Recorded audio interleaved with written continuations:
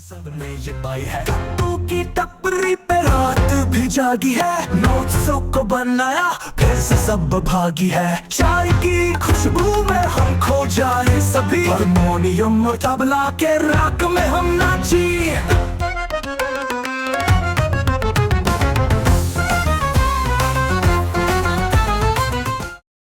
नमस्कार जी, गट्टू की टपरी के एपिसोड 1 में आपका स्वागत है। और यहां पर हम लोग करने वाले socialism in Europe, Russian revolution. आप लोगों के इतिहास में आज तक इतनी आसानी से आपने बिल्कुल नहीं पढ़ा होगा कि आप लोग पढ़ रहे थे क्लासरूम में या फिर टीचर के सामने स्मार्ट बोर्ड पे। अभी तुम लोग बैठे हो टपरी पे, क्योंकि मैं तुम लोगों को अपने भाई की तरफ, अपने दोस्त के जैसे दो दोस्त नहीं होते जो चाय पीने साथ में आते, वैसे समझाने वाले चैप्टर को बहुत आसान तरीके से समझेंगे। अपना दिमाग मत लगाना, बस जैसा दिमाग में लगाने वाला वैसा दिमाग लगा दो। इस चैप्टर को बहुत आसान तरीके से आप लोग कर लोगे गट्टू की टपरी के अंदर। वैसे तो हमारे पास चैप्टर्स बहुत सारे, बट हम लोग चैप्टर सिर्फ वो करेंगे सबसे ज्यादा डिफिकल्ट होगा। तो अगला चैप्टर कौन सा चाहिए उसके लिए नीचे कमेंट्स करना। हो सकता है कि मैं बहुत तेज बोलूं, ऑलरेडी बहुत तेज बोल रहा हूं, ताकि आप लोगों को 1.5 2x में करने की जरूरत ना पड़े। तो फ्रेंड के साथ हम लोग स्टार्ट करते हैं गट्टू की टपरी पे सोशलिज्म यूरोप और रशियन रेवोल्यूशन। अब देखो मेरी जान, मेरी बात सुनो, बिल्कुल टेंशन मत लो दिमाग पे भाई। मैं हूं तुम्हारी 9वीं क्लास को हाथ पकड़ के पूरा पार करवा दूंगा, ठीक है। इससे बेहतरीन तरीके से ना तुम्हारी प्रिपरेशन कहीं हो सकती है, ना कभी होगी, ना पहले कभी हुई है, ठीक है। तो साथ बैठे रहो, बहुत मजा आएगा। Let's begin socialism in Europe और रशियन रेवोल्यूशन। तुम्हारे आंसू टपके, टप टप टप टप आंसू टपक रहे भैया, चैप्टर इतना बड़ा समझ नहीं आ रहा। उससे पहले तो मैं बोलता हूं कि भैया शांत हो जाओ। अब सबसे पहले तो ऐसा मत करना कि नॉर्मली बस आए और सुन के चले गए। मुझसे अगर पढ़ने का तरीका जानने की क्या है तो भैया ये है सबसे पहले प्रीरिक्विजिट कि मुझसे पढ़ने का तरीका क्या है। सबसे पहले तो टेंशन या भाड़ में टेंशन लेना नहीं, अपन भैया टपरी बैठे बेहतरीन चाय पी के बात करेंगे। दूसरा, जो मैं बातें बोलूंगा उसको अपने दिल तक पहुंचाना, क्योंकि वो बातें आपको हमेशा याद रहेंगी। उसको एग्जाम में वैसे लिख के मत आना। आप एग्जाम में क्या लिख के आओगे, जो स्लाइड्स में लिखा है, तो जो भी स्लाइड्स है ना उनको दिमाग में उठाते चलना। मैं आप लोगों को नॉर्मल ऐसे टीचर की तरह स्लाइड्स पढ़ा पढ़ा के नहीं पढ़ाऊंगा, मैं स्लाइड्स की तरफ देखूंगा भी नहीं। मैं तुम लोगों को बस कहानी सुनाने आया हूं। वो जो कहानी नहीं होती जो अपना दोस्त सुनाता है और जो सारी गॉसिप देता है, और गॉसिप हमको हमेशा याद रहती है। हमको ये याद नहीं भैया कि 2 साल पहले टीचर ने क्या पढ़ाया था, पर 2 साल पहले अपने दोस्त ने हमको गॉसिप कर दी, वो सारी याद है। तो मैं आप लोगों को गॉसिप के फॉर्म में बताऊंगा, और जो भी स्टोरी दूंगा वो आपके अंदाज में बैठ जानी चाहिए। जो कहानी मैंने बताई वो आपके अंदाज में पहुंच जानी चाहिए। भैया अगर हम लोग चैप्टर पूरा पढ़ भी लेना तो भी हमसे इसके सवाल नहीं बन पाते। वो इसलिए क्योंकि आप लोग कहीं से घिसे पिटे सवाल प्रैक्टिस करते होगे। अगर आप लोगों को सही सही चैप्टर को करना है तो जो मैं लेक्चर पूरा दे रहा हूं उसको ध्यान से सुनना, और साथ में आप लोगों को कुछ क्वेश्चंस भी लगाने हैं। कहां से लगाओगे, अगर आपके पास में क्वेश्चन बैंक है तो उसके लगा लो, और अगर नहीं है कोई किताब और बिल्कुल लास्ट मोमेंट पे आपको सही एक गाइडेंस चाहिए कि आपको सबसे इंपॉर्टेंट क्वेश्चन कौन से प्रैक्टिस करने हैं, तो साइंस मैथ सोशल तीनों का कॉम्बो मिला के 69 रुपीज की ई बुक है, जो आपको फाइनल हसल क्लास 9 की मिल जाएगी पढ़ने की ऐप के ऊपर। जो हमने इसको लॉन्च किया था तो हमने इसको 49 रुपीज में लॉन्च किया था, और मैंने बोला था कि 1000 बच्चों के लिए 49 रुपीज की प्राइस रहेगी, फिर 99 रुपीज की हो जाएगी। 5 मिनट के अंदर अंदर वो 1000 बच्चे एनरोल हो चुके, मतलब 5 मिनट के अंदर ही 1000 बच्चे ऑलरेडी कंप्लीट हो चुके थे। तो इसलिए अभी प्राइस हमने 99 तो नहीं किए, ऑल्दो वो भी बहुत लॉस मेकिंग है, तो आप समझ ही पा रहे हो, बट हमने इसकी प्राइस को भी 69 किया है। और नेक्स्ट 1000 कोड है जो अगले 1000 बच्चों के लिए अवेलेबल है, जो भी इस वीडियो को देख रहे हैं, इस लेक्चर को देख रहे हैं। तो आप जाके उस बुक को अभी के अभी उठा लो। अगर आपकी एग्जाम बिल्कुल कल ही और आपको लगता है कि बिल्कुल टाइम नहीं है तो फिर मत खरीदो। मैं बिल्कुल भी ये नहीं बोलूंगा कि भाई वो ई बुक को जाके खरीद ही लो, वही है जो है। अगर आपकी प्रिपरेशन पूरी तगड़ी हो चुकी है तो बिल्कुल आपको किसी भी चीज की जरूरत नहीं है, ना आपको किसी और किताब की जरूरत है, ना आपको किसी रिसोर्स की जरूरत है। बट अगर हाँ ऐसा है कि आपको प्रिपरेशन में, एग्जाम में आपके पास में टाइम भी और आपको क्वेश्चंस को बहुत तगड़े से प्रैक्टिस करना है, जो भैया एग्जाम में पक्के पक्के हैं, तो आप फाइनल असल क्लास 9 कंसिडर कर सकते हो। पढ़ने की ऐप पे मिल जाएगी, जाओगे सिंपल बुक मिल जाएगी 69 रुपीज में, आप पे करके इन तीनों ई बुक्स को एक्सेस कर सकते हो, जिसमें आपके सारे इंपॉर्टेंट क्वेश्चंस होंगे, फंडे दिए होंगे इंग्लिश में, नोट्स इसके अंदर दिए होंगे, और इसके अंदर आपके सैंपल पेपर भी अपलोड हो जाएंगे। तो ये पूरा एक तरीके से सिर्फ ई बुक नहीं, एक पूरा एक कोर्स है जिसके अंदर आपको सारी लास्ट के 10 15 20 दिन, एक महीने में जितनी भी चीजों की जरूरत पड़ेगी वो सब मिल जाएगा इसके अंदर, ठीक है। चलो ऑलराइट, सबसे पहले तो भैया जिंदगी में साला चल क्या रहा है, हमें चैप्टर क्यों पढ़ रहे हैं, तो एक एक करके सारी चीजों को वैसे ही समझाते चलूंगा। सबसे पहले तो समझो कि अपन इस चैप्टर को 2 हिस्सों में पढ़ेंगे। पहला क्या है, सोशलिज्म वाला पार्ट, और दूसरा है रशियन रेवोल्यूशन वाला पार्ट, है ना। भैया रशियन रेवोल्यूशन क्या है, जैसे फ्रेंच रेवोल्यूशन है ना, ऐसे सेम रशियन रेवोल्यूशन है। क्या हुआ था भैया रशियन रेवोल्यूशन में, पहले बता दो भैया। वही घिसी पिटी कहानी है कि राजा था, अत्याचार करता था, लोगों का दिमाग खराब हुआ, लोगों ने किस दिन रिवॉल्ट किया, रिवॉल्ट में फेल हो गए, फिर वापस से रिवॉल्ट किया, फिर वापस फेल हो गए, फिर वापस से रिवॉल्ट किया, फिर फाइनली जीत गए, ठीक है। अब जीतने के बाद भी ऐसा नहीं हुआ, जैसे फ्रेंच रेवोल्यूशन के अंदर एक बार में पावर तो मिल नहीं गई थी, है ना। 2-3 अलग अलग पार्टी आती है, वो बोलती है कि भैया मेरी पावर होगी, मेरी पावर होगी, मेरी पावर होगी करके लड़ाई चलती रहती है, और फिर वो लड़ाई खत्म हो जाती है। अब सोशलिज्म क्या है भैया, देखो मेरी बात सुनो। अब जो पहला पार्ट पढ़ेंगे अपन, बहुत ही छोटा सा पार्ट है जिसमें सबसे ज्यादा बच्चे कंफ्यूज होते हैं। अरे मेरी जान कुछ भी नहीं है। सोशलिज्म वाला जो पहला पार्ट है, मतलब सोशलिज्म जो हम पढ़ेंगे कि सोशलिज्म क्या है, क्यों है, वो सिर्फ एक आइडियोलॉजी है। जैसे तुम्हारे पापा की आइडियोलॉजी नहीं होती कुछ कि और नहीं बच्चों को अब्रॉड भेज के पढ़ाई नहीं करनी, हाँ गलत बात है। और कुछ पेरेंट्स बोलते हैं कि नहीं मैं तो अपने बच्चों को फॉरेन भेजूंगा पढ़ने के लिए। क्या है ये, दोनों की आइडियोलॉजी है, ठीक है। तो सबसे पहली चीज अपन पढ़ेंगे सोशलिज्म। सोशलिज्म को पहला जो पार्ट है वो पढ़ने के लिए दिमाग में इतना रखो कि अपनों को आइडियोलॉजी पढ़नी है। अब देखो कुछ स्लाइड्स को मैं आगे बढ़ाते चलूंगा, उनको रीड जरूर करते चलना ताकि तुम्हारी एनसीईआरटी का काम होता जाए। देखो अब हुआ क्या, बेसिकली दुनिया के अंदर चल क्या रहा है ना, दुनिया के अंदर चल क्या रहा है। दुनिया के अंदर ये चल रहा है भैया कि फ्रांस के अंदर हुआ नया नया रेवोल्यूशन, और इस फ्रांस के रेवोल्यूशन से सब लोग हो गए इंस्पायर, है ना। सब लोगों के दिमाग में गुत्ती जली कि भैया अपन भी तो फ्री हो सकते हैं। अभी तक क्या था, लोगों को दिमाग में आइडिया ही नहीं था कि अपन राजा से फ्री हो सकते हैं। अभी तक सबको ये लग रहा था कि भैया राजा है, अपन तो गुलाम है, अपन क्या कर सकते हैं। बट पहली बार फ्रांस के अंदर ऐसा हुआ कि आम जनता ने राजा को गद्दी से भगा दिया। तो सब लोगों को लगा, पूरे यूरोप के अंदर से लोग तिलमिला गए कि भैया हम भी हटाएंगे, हम भी हटाएंगे, हम भी हटाएंगे, है ना। तो सब लोगों के अंदर एकदम से लहर दौड़ी कि भैया अपन भी राजा को हटाएंगे। तो सब लोग राजा को हटाने निकल पड़े। तो ये लोगों के दिमाग में आइडियोलॉजी आई कि भैया ऐसा भी हो सकता है। तो फ्रेंच के रेवोल्यूशन ने, जो फ्रांस रेवोल्यूशन हुआ था ना, उसके अंदर लोगों के दिमाग में नए दरवाजे खुल गए कि अच्छा अपन भी फ्री हो सकते हैं। और जब ये चल रहा था ना, तो मतलब पूरा यूरोप जो था, अब तुमको लोगों को ना बेसिक से बताया था मैं, है ना। क्या होता है भैया, अपन कंफ्यूज होते हैं। जैसे एशिया एक कॉन्टिनेंट है ना, जैसे एशिया एक कॉन्टिनेंट है, एशिया के अंदर भैया इंडिया भी है, पाकिस्तान भी है, बांग्लादेश भी है, चाइना भी है, नेपाल भी है ना। ये सारी कंट्रीज हैं। अब जरूरी नहीं कि अपनी बनती हो आपस में, अपन दुश्मन भी हो सकते हैं। सिमिलरली यूरोप भी एक कॉन्टिनेंट है। यूरोप के अंदर फ्रांस है, जर्मनी है, इटली है, स्विट्जरलैंड है, ब्रिटेन है, फलाने फलाने बहुत सारी कंट्रीज हैं। ठीक है, अपने को किसकी बात करनी भैया, अपने को इन जनरल पहले यूरोप की बात करेंगे, क्योंकि फ्रांस के अंदर जो भी होता है ना, वो पूरा यूरोप कॉपी पेस्ट कर लेता फटाफट। ठीक है, चलो ऑलराइट। तो सबसे पहली चीज क्या थी कि भाई पहले सिर्फ राजाओं के पास पावर थी, अब लोगों को दिमाग में आया कि भैया अपन भी पावर अपने पास रख सकते हैं। ठीक है, चलो बहुत बढ़िया। अब देखो क्या हुआ कि पूरे यूरोप के अंदर फ्रेंच रेवोल्यूशन से सब लोग इंस्पायर हो गए कि भैया हम भी राजा को हटाएंगे। ठीक है, अब इस टाइम पे क्या हो रहा था ना कि लोग जो है ना थोड़ा समझदार हो रहे थे। अभी तक लोग तो मूर्ख थे, जो राजा बोले वो सही, बट अब लोग समझदार होने लगे। लोगों को दिमाग में आया कि भैया अपन भी सोसाइटी को चेंज कर सकते हैं। तो ऐसे में ना 3-4 अलग अलग आइडियोलॉजी के लोग हैं, है ना। जैसे अपने आप पर कैसा होता है, जैसे सिंपल शब्दों में बताता हूं, जैसे अपने आप पर कैसी आइडियोलॉजी होती है। कुछ लोग होते हैं जो बीजेपी को सपोर्ट करते हैं कि मैं तो बस बीजेपी को सपोर्ट करूंगा। कुछ लोग होते हैं जो कांग्रेस को सपोर्ट करते हैं। कुछ लोग होते हैं जो बोलते हैं नहीं बीजेपी की ये बात अच्छी नहीं, ये बात अच्छी है, कांग्रेस की ये बात अच्छी नहीं, ये बात अच्छी है। तो ये सब क्या है, आइडियोलॉजीज है। क्या नेसेसरीली वो लोग एक दूसरे के दुश्मन है? नहीं। ऐसा भी हो सकता है कि जो आज बीजेपी को सपोर्ट कर रहा हो कल कांग्रेस को सपोर्ट करे, कल जो कांग्रेस को सपोर्ट कर रहा तो परसों बीजेपी को सपोर्ट करे, ये सब भी हो सकता है। तो अब हमें ना सिर्फ 3-4 आइडियोलॉजीज पढ़नी जो एग्जाम में एज इट इज उठ के आ जाएंगी। क्या है भैया वो आइडियोलॉजीज? जो विचार, बेसिकली विचारधाराएं हैं सब। ये कुछ ऐसा हार्ड एंड फास्ट रूल नहीं है, ये बस विचारधारा है कि अच्छा मैं ऐसा सोचता हूं इसलिए मैं अपने आप को ये नाम दे देता हूं। तो कौन कौन से नाम आपको सबसे ज्यादा पढ़ने हैं? लिबरल, रेडिकल और कंजर्वेटिव। लिबरल्स और रेडिकल्स और कंजर्वेटिव, देखो सिंपल शब्द हैं, 3 नाम हैं, तीनों की अलग अलग आइडियोलॉजीज है। ठीक है, अब देखो लिबरल्स और रेडिकल्स, ये जो 2 प्रकार के लोग हैं ना, ये एक्चुअली कोई ऐसा नहीं कोई कास्ट है, कोई धर्म है, ये बस सोच है। हो सकता है कि आज का लिबरल कल का रेडिकल बन जाए, कल जो रेडिकल है वो परसों कंजर्वेटिव बन जाए, है ना। तो सिंपल शब्द मतलब क्या है देखो बताता हूं। कंजर्वेटिव, है ना, कंजर्वेटिव वर्ड समझ में आता है ना। अपन बोलते हैं ना कि यार इसके मम्मी पापा तो बिल्कुल इसको घूमने जाने नहीं देते यार। अपन पिक्चर देखो क्या होता है, अपन जैसे कि मान लो मूवी का प्लान बना, तो 5 लोगों के ग्रुप में एक बंदा पक्का या एक बंदी, एक लड़की ऐसी पक्की होती है, एक लड़का ऐसा पक्का होता है जो बोल देती है कि यार मेरे पेरेंट्स अलाउ नहीं कर रहे मुझे। तो अपन क्या बोलते हैं, इसके पेरेंट्स कितने हैं? कंजर्वेटिव है। कंजर्वेटिव मतलब कि क्या है, पुरानी विचारधारा के हैं, यानी कि थोड़ी ऑर्थोडॉक्स मेंटालिटी के हैं।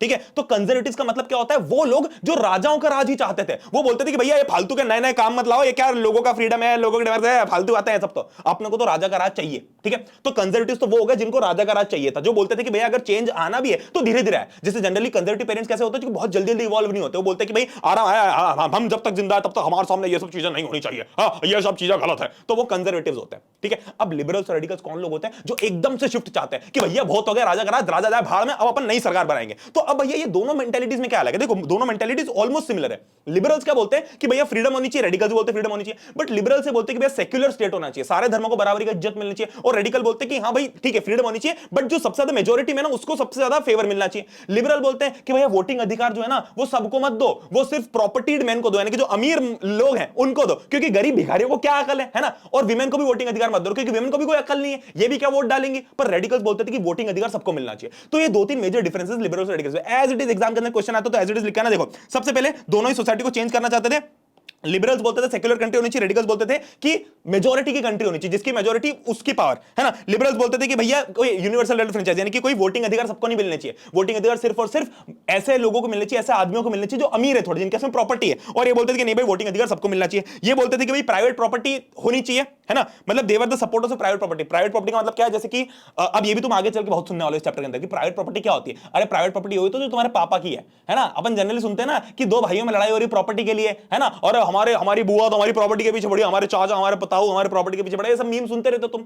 तो प्रॉपर्टी क्या होती है? प्राइवेट प्रॉपर्टी की भैया कोई जमीन का टुकड़ा है और उसको तुम अपना बताओ कि भैया ये मेरा है। कितनी सिंपल बात है, इंडिया में तो ऐसे ही होता है ना, ये घर मेरा है, यानी कि प्रॉपर्टी पूरी मेरी है। तो ये जो लिबरल्स है ना ये बोलते थे कि हाँ ठीक है प्राइवेट प्रॉपर्टी हो तो कोई दिक्कत नहीं है। बट रेडिकल्स बिल्कुल अगेंस्ट थे। रेडिकल्स बोलते थे कि प्राइवेट प्रॉपर्टी होना ही नहीं।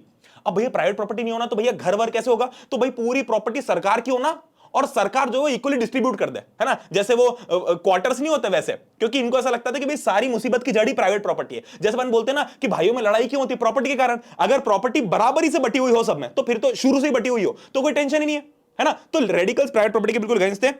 ये वोटिंग राइट विमेन को नहीं देना चाहते, तो रेडिकल्स वोटिंग राइट विमेन को नहीं देना चाहते। अब कंजर्वेटिव्स हैं, कंजर्वेटिव्स बिल्कुल ही दोनों के ऑपोजिट। कंजर्वेटिव बोलते हैं कि भैया ये फालतू के ना आजादी की बातें मत करो, राजा ही अच्छे हैं अपने तो, है ना। और जनरली कंजर्वेटिव्स कौन होते हैं? राजघराने के होते हैं, क्योंकि राजघराने के लोगों की तो फट गई थी भाई। पूरे यूरोप के अंदर क्या नोशन चल रहा था कि सब आजाद होंगे, सब आजाद होंगे, तो सारे राजाओं की फट गई। तो कंजर्वेटिव जो थे ये वो लोग थे जो बोलते थे कि भैया चेंज जो अगर चेंज आना भी है तो बहुत धीरे धीरे है, मतलब राजा को रहने दो गद्दी पे और धीरे धीरे चेंज लाओ, है ना। ऐसे फटाक से चेंज क्यों करना, रातों रात आराम से चेंज करो। फटाक से चेंज करोगे तो कोई स्टेबिलिटी नहीं आएगी, आराम आराम से चेंज करो, है ना। तो ये इनकी मेंटालिटी थी कि भाई अगर चेंज आएगा भी तो स्लो प्रोसेस से आना चाहिए, ठीक है। अब इतनी सारी आइडियोलॉजीज धीरे धीरे जन्म लेने लगी। देखो फ्रेंच रेवोल्यूशन जब हुआ था उसके पहले तो सब लोग गुलाम ही थे, है ना। सब लोग बोलते थे कि भाई अपनी जिंदगी में तो कोई रिस्पेक्ट है नहीं, अपन को तो बस गुलामों जैसा रहना है। बट जब फ्रेंच रेवोल्यूशन हो गया तो अब लोगों के दिमाग में आइडियाज आने लगे कि भाई अपन कैसे, क्योंकि भाई फ्रेंच रेवोल्यूशन के पहले तो क्या कंजर्वेटिव, क्या लिबरल, क्या रेडिकल, सब बराबर ही थे। सबको पता था राजा राज करेगा, राजा कोड़े मारेगा तो कोड़े खा लेंगे, राजा गोबर देगा तो गोबर खा लेंगे। बट अब लोगों के दिमाग में आइडिया है कि no we can be free citizens as well. तो सब लोगों ने अपने अपने दिमाग लगाना चालू किया, कुछ लिबरल्स बन गए, कुछ रेडिकल्स बन गए, कुछ कंजर्वेटिव्स बन गए, ठीक है। चलो अब क्या आ रहा था, पूरे यूरोप की सोसाइटी पे थोड़ी नजर डालते अपन। पूरे यूरोप के अंदर क्या हो रहा था कि अब इंडस्ट्रियल चेंज आ रहा था, मतलब अब क्या हो रहा था, नई नई इंडस्ट्रीज बन रही थी। अभी तक इंडस्ट्रीज नहीं थी, अब ये इंडस्ट्रियल रेवोल्यूशन आने वाला था। मतलब कि भैया सब जगह बेसिकली इंडस्ट्रीज क्या होती है, बहुत सारी इंडस्ट्रीज, बहुत सारी फैक्ट्रीज, बहुत सारी मैन्युफैक्चरिंग यूनिट्स बनना। तो अब क्या होने वाला था कि भाई इंडस्ट्रीज आने वाली थी। अभी तक क्या था कि जो लोग थे वो कैसे खाएंगे, तुम बताओ। चलो बेसिक लॉजिक के बात है, चैप्टर छोड़ो बाहर में, चैप्टर अरे अपनों को अपनी बात करनी है भाई, अपन टपरी पे बैठे चाय की चुस्की लो, मुझसे बात करो। मुझे बताओ कि इंडस्ट्रीज के आने से पहले लोगों की रोजी रोटी का साधन क्या होता होगा? एग्रीकल्चर, है ना। लोग खेती बाड़ी करके कमाते होंगे। बट अब धीरे धीरे टेक्नोलॉजी आ रही थी तो लोगों के दिमाग में है कि अपन फैक्ट्रीज बनाते हैं, है ना। तो इंडिया में, यूरोप में सब जगह फैक्ट्रीज बनने लगी। अब जब फैक्ट्रीज बनी तो क्या होगा कि भैया वर्कर्स जो थे, मतलब क्या होता था कि बहुत सारे किसान वैसे ही टेंशन में रहते थे कि पता नहीं फसल उगेगी नहीं उगेगी। तो तब ये जो जितने भी किसान थे इनको आइडिया आया कि भैया अपन एक काम करते हैं, अपन फैक्ट्री में जाकर नौकरी ले लेते हैं, फिक्स्ड इनकम आएगी भैया महीने की, है ना। कम कमाएंगे, कम से कम खुशी से कमाएंगे, है ना। बिल्कुल ऐसा जिंदगी, बिल्कुल ऐसा चाय पियेंगे तो चैन से पियेंगे, ये टेंशन नहीं होगा साला कि फसल उगेगी कि नहीं उगेगी। तो सारे जितने भी बहुत सारे फार्मर्स, बहुत सारे लोग जो थे वो एज वर्कर्स इन इंडस्ट्रीज में चले गए। अब दिक्कत क्या हुई कि इंडस्ट्रियल रेवोल्यूशन बहुत पीक पे था। अब जब भी कोई चीज पीक पे होती ना तो मजदूरों से बहुत भयंकर काम करवाया जाता है, बहुत ज्यादा। जैसे जब भी कोई भी चीज होती है, जैसे मान लो कि जब भी कोविड पीक पे था तो डॉक्टर्स को कितना काम करना पड़ा। सिमिलरली जब इंडस्ट्रियल रेवोल्यूशन इतनी तेजी से बढ़ रहा था तो जितने भी वर्कर्स थे उनको बहुत भयंकर काम करना पड़ा, ठीक है। तो वर्कर्स की हालत खराब हो गई, वर्कर्स लंबे लंबे घंटों तक काम करते थे। और फैक्ट्रीज भी तब इतनी नहीं, भाई लोग भर लिए, फटाफट के आ जाओ सारे लोग काम करने बैठ जाओ। अब फैक्ट्रीज के अंदर ना तो बढ़िया टॉयलेट होते थे, है ना। जो मदर्स होती थी उनके लिए अपने बच्चों को फीड करने के लिए भी कमरे नहीं होते थे। तो कुल मिलाकर पूरी वर्कर्स की हालत, पूरी वर्कर्स की बैंड बजी हुई थी, ठीक है। पूरे यूरोप की बात है, ठीक है। चलो अब अनएम्प्लॉयमेंट भी बढ़ने लगे, क्यों? क्योंकि भैया कंपटीशन इतना बढ़ गया। मान लो मैं बोल रहा हूं कि यार मैं 5,000 रुपए महीना लूंगा आपके यहां काम करने पे, अब मेरे पीछे 1,000 लोगों की लाइन लगी और बोल रहे कि हम तो 3,000 में कर देंगे। तो इतने कंपटीशन के कारण अनएम्प्लॉयमेंट भी बढ़ने लग गया, है ना। लोगों की वेजेस भी कम होने लगी, लोगों की हालत कुल मिलाकर खराब हो गई। अब इस दौरान लिबरल्स और रेडिकल जो थे वो ही मेजर प्रॉपर्टी के ओनर्स थे। देखो मैं तुमको सीधी सी बात बताता हूं, ये जो बेचारे गरीब लोग होते हैं ना, ये जो वर्कर क्लास लोग होते हैं, जो गरीब किसान होते हैं, ये दिमाग लगाते ही नहीं है। इनके लिए क्या है भैया, इनके लिए बस कल की रोटी मिलना जरूरी है। तो जितना भी ये इंडस्ट्रियलाइजेशन हुआ है, जितनी भी बड़ी बड़ी चीजें हुई, ये सब लिबरल्स और रेडिकल्स ने की। अब तुम बोलोगे भैया रेडिकल्स तो प्राइवेट प्रॉपर्टी के अगेंस्ट है, बिल्कुल अगेंस्ट है। बट देखो मेरी जान क्या है, ये सब आइडियोलॉजी है। क्या बोल रहा हूं मैं फिर से, ये विचारधारा है, ये कोई रूल थोड़ी है, फिजिक्स नहीं है। This is social science, this is the beauty of social science की ह्यूमंस चेंज। बात समझ में आ गई? चलो बहुत बढ़िया, ठीक है। अब सब जगह ना लोगों ने रैलीज करना चालू किया। अब लोगों को ये चीज पता चली कि वर्कर्स भी अपने आप को थोड़ा अपलिफ्ट कर सकते हैं, ठीक है। चलो तो फ्रांस, इटली, जर्मनी, रशिया सब जगह रेवोल्यूशनरीज आने लगी और इन सबको दिमाग में आया कि भैया अपन कैसे भी करके राजा को हटा सकते हैं, है ना। अब इसमें एक नाम याद रखना, जीसीपी मजीनी। जीसीपी मजीनी एक बहुत ही इंपॉर्टेंट रेवोल्यूशनरी है, ठीक है। जैसे मैक्सिमिलियन रॉबर्टस्पियर था, है ना, वो जैकोबिन क्लब वाला। जैसे नेपोलियन बोनापार्ट था, हालांकि वो तो डिक्टेटर बन गया। जैसे हमारे देश के अंदर कैसे कुछ फ्रीडम फाइटर्स जिनको हम बहुत ज्यादा याद रखते हैं, वैसे जीसीपी मजीनी था यूरोप के अंदर। इसने मतलब ये बंदा इतना खतरनाक था कि इसने सिर्फ अपनी कंट्री में नहीं, अलग अलग कंट्रीज में राजाओं को भगाने के लिए हेल्प की लोगों की। मतलब ये तो मतलब कुल मिला के मोनार्की के खिलाफ ही था ये, ठीक है। चलो अब देखो क्या होता है। अब अपन बात करते हैं कि सोशलिज्म यूरोप में कैसे आया। मतलब ये जो आइडिया था, है ना, बेसिकली सोशलिज्म क्या है। अपन ने क्या पढ़ लिया भैया, अपन ने लिबरलिज्म पढ़ लिया, रेडिकलिज्म पढ़ लिया, कंजर्वेटिज्म पढ़ लिया। यानी कि जो भी लोग लिबरल थॉट वाले होते हैं वो लिबरलिज्म फॉलो करने वाले हो गए, है ना। अगर मान लो मैं बोलूं कि नहीं यार देश चेंज होना चाहिए, बट देश चेंज के साथ में ना प्राइवेट प्रॉपर्टी नहीं होनी चाहिए और वोटिंग अधिकार सबको मिलने चाहिए, है ना। अगर मैं ऐसा बोलूं तो मुझे क्या बोलेंगे लोग कि अरे ये तो रेडिकल है ना, मिस्टर रेडिकल आ गए। और अगर मैं बोलूं कि अरे क्या फालतू के फ्रीडम के नारे लगा रहे हो तुम लोग, गधो है, सीधी सी बात है, राजा को राज करने दो, क्यों अपना दिमाग लगाना फालतू में, वो करने के लिए पैदा हुआ है तो उसको करने दो ना, तुम कहीं के लिए सरकार बना रहे हो। ये कौन हुआ? कंजर्वेटिव। तो ये आइडियोलॉजी होगी। तो भैया सोशलिज्म कौन सी आइडियोलॉजी है? सोशलिज्म एक ऐसी आइडियोलॉजी है जहां पर फ्रीडम हो, मतलब almost similar to liberal and radical, but ये बोलते हैं कि भाई प्रॉपर्टी होना ही नहीं, मतलब all means of production are owned and controlled by state. All means of production मतलब कि सारी इंडस्ट्रीज, सारा लैंड, सारी जमीन जायदाद, सब कुछ स्टेट की हो, यानी कि गवर्नमेंट की हो, और सब कुछ सरकारी हो दुनिया में, मतलब सारा लैंड, सारी फैक्ट्री, सब कुछ सरकारी हो। ठीक है, चलो। तो सोशलिस्ट ये मानते थे कि प्राइवेट प्रॉपर्टी है जो लोगों को लड़ा रही है।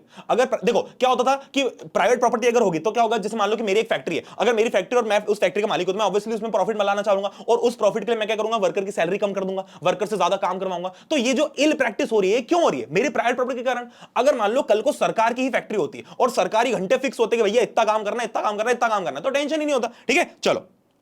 ये बोलते थे कि भैया जो पूरे जितने भी प्रॉपर्टी है सब कुछ they should be controlled and owned by society, है ना, या फिर कोऑपरेटिव। तो उसमें तो कुछ लोग बोलते थे कि कोऑपरेटिव बनने चाहिए। कोऑपरेटिव मतलब क्या, कि कुछ इंटेलिजेंट लोग साथ आके मिलकर अपना एक कोऑपरेटिव बना ले और वो चलाए, क्योंकि सब लोगों में दिमाग नहीं होता ना। अब देखो इसमें भी दो गुट बढ़ गए। अब तुम देखते चलना जैसे जैसे आइडियोलॉजी आगे बढ़ती है ना, जैसे वैसे वैसे ना लोगों की पूरी थॉट प्रोसेस बदलती आती है। ठीक है, देखो कुछ लोग बोलते थे कि भैया कोऑपरेटिव्स बनने चाहिए, मतलब कोऑपरेटिव्स को ही देश चलाना चाहिए। कोऑपरेटिव मतलब क्या, जैसे अमूल एक कोऑपरेटिव है, वैसे कुछ लोग मिल जाओ और साथ में अपना कोऑपरेटिव, जैसे वर्कर्स ने अपना कोऑपरेटिव बना लिया, रिलायंस की कंपनी के जितने भी मजदूर थे उन्होंने अपना कोऑपरेटिव बना लिया, टाटा स्टील के जितने भी मजदूर थे उन्होंने अपना कोऑपरेटिव बना लिया, और ये कोऑपरेटिव मिलकर देश चलाए, है ना। और दूसरे लोग ये बोलते थे कि भैया कोऑपरेटिव बन तो जाएंगे, बट जब तक उनको सरकार का सपोर्ट नहीं मिलेगा वो भाटा कुछ भी नहीं हिला पाएंगे। तो अपने को सरकार का सपोर्ट भी चाहिए और अपने को ये भी चाहिए। ठीक है, नाउ पार्डन माय लैंग्वेज, मतलब I am trying to be just very frank with you, क्योंकि अपन चाय की टपरी पे बैठे हुए हैं, अपन ऐसे पढ़ाई नहीं कर रहे हैं ना क्लासरूम बैठ के, तो मैं जैसी भाषा तुमको समझाऊंगा वैसी भाषा में समझाऊंगा। ठीक है, चलो। तो जैसे रॉबर्ट ओवन है, तो रॉबर्ट ओवन बोलता था कि भैया कोऑपरेटिव्स होनी चाहिए, और कुछ लोग हो गए जैसे कि लुई ब्लैंक, तो लुई ब्लैंक बोलता था कि भैया गवर्नमेंट का सपोर्ट मिलना चाहिए। तो ये दो सोशलिज्म के अंदर भी हिस्से बढ़ गए। अब इसमें एक और मेंटेलिटी है, देखो मेंटेलिटी से मेंटेलिटी बनती है। किसी ने पहले सोशलिज्म का आइडिया रखा, फिर उसने किसी और ने, कोई आया दिमागदार, उसने बोला कि यार ये आइडिया ना इनकम्प्लीट है, अपन एक काम करते हैं इसके अंदर चार चीजें और ऐड कर देते हैं और अपने एक नई आइडियोलॉजी बना देते हैं। सिमिलरली यहां पर जैसे कम्युनलिज्म का आइडिया है, कम्युनलिज्म का आइडिया किसने दिया? कार्ल मार्क्स ने। कार्ल मार्क्स ने बोला कि वर्कर्स को ही सोसाइटी और जो इंडस्ट्री है वो कंट्रोल करनी चाहिए। मतलब इस भाई साहब ने सबसे पहले ये बोला कि भाई साहब एक फालतू के कोऑपरेटिव सरकार के चक्कर मत पड़ो। हां, तुम्हारी सोशलिस्ट जो आइडियोलॉजी बिल्कुल सही है, बट इसके अंदर जो ओनरशिप है वो वर्कर्स को दो, मजदूरों को दो। अगर मजदूर ही ओनर होंगे तो फिर तो कोई टेंशन ही नहीं है ना। तो ये आइडियोलॉजी चलने देगी, this would be a communist society. ठीक है, अब सोशलिज्म का सपोर्ट सब जगह बढ़ने लगा, सब लोग, है ना, एक सेकंड इंटरनेशनल नाम की बॉडी बना ली लोगों ने कि भाई अपन सारे पूरी दुनिया में, कुछ लोग नेता बन गए सोशलिज्म के अंदर भी, बोले कि अपन सोशलिज्म का जो आइडिया ना सब जगह फैलाएंगे। जैसे कैसे जब भी कोई धर्म होता है तो उस धर्म को फैलाने के लिए लोग अलग अलग जगहों पर जाते हैं, तो सिमिलरली इस सोशलिज्म के आइडियोलॉजी को पूरे यूरोप तक पहुंचाने के लिए भी लोगों ने एक नई वो बना ली एंटिटी, सेकंड इंटरनेशनल। ठीक है, इन्होंने फंड्स वगैरह कलेक्ट करना चालू किए सब जगह, राइट टू वोट के, वर्किंग आवर्स के टाइम फिक्स किए, राइट टू वोट के रूल्स फिक्स किए। 1905 में सोशलिस्ट और ट्रेड यूनियंस ने साथ में लेबर पार्टी भी बनाई, सोशलिस्ट पार्टी बनाई फ्रांस में। तो ऐसी अलग अलग पार्टीज बनने लगी। ठीक है, जो चीज मैं अंडरलाइन करते चल रहा हूं ये सब बहुत इंपॉर्टेंट है, इन सबको स्लाइड्स के अंदर पढ़ना है। स्लाइड्स की पीपीटी आपको टेलीग्राम के ऊपर मिल जाएगी। ठीक है, चलो। बट फिर भी 1914 तक गवर्नमेंट जो है वो कंजर्वेटिव्स, लिबरल्स और रेडिकल्स ही चला रहे थे।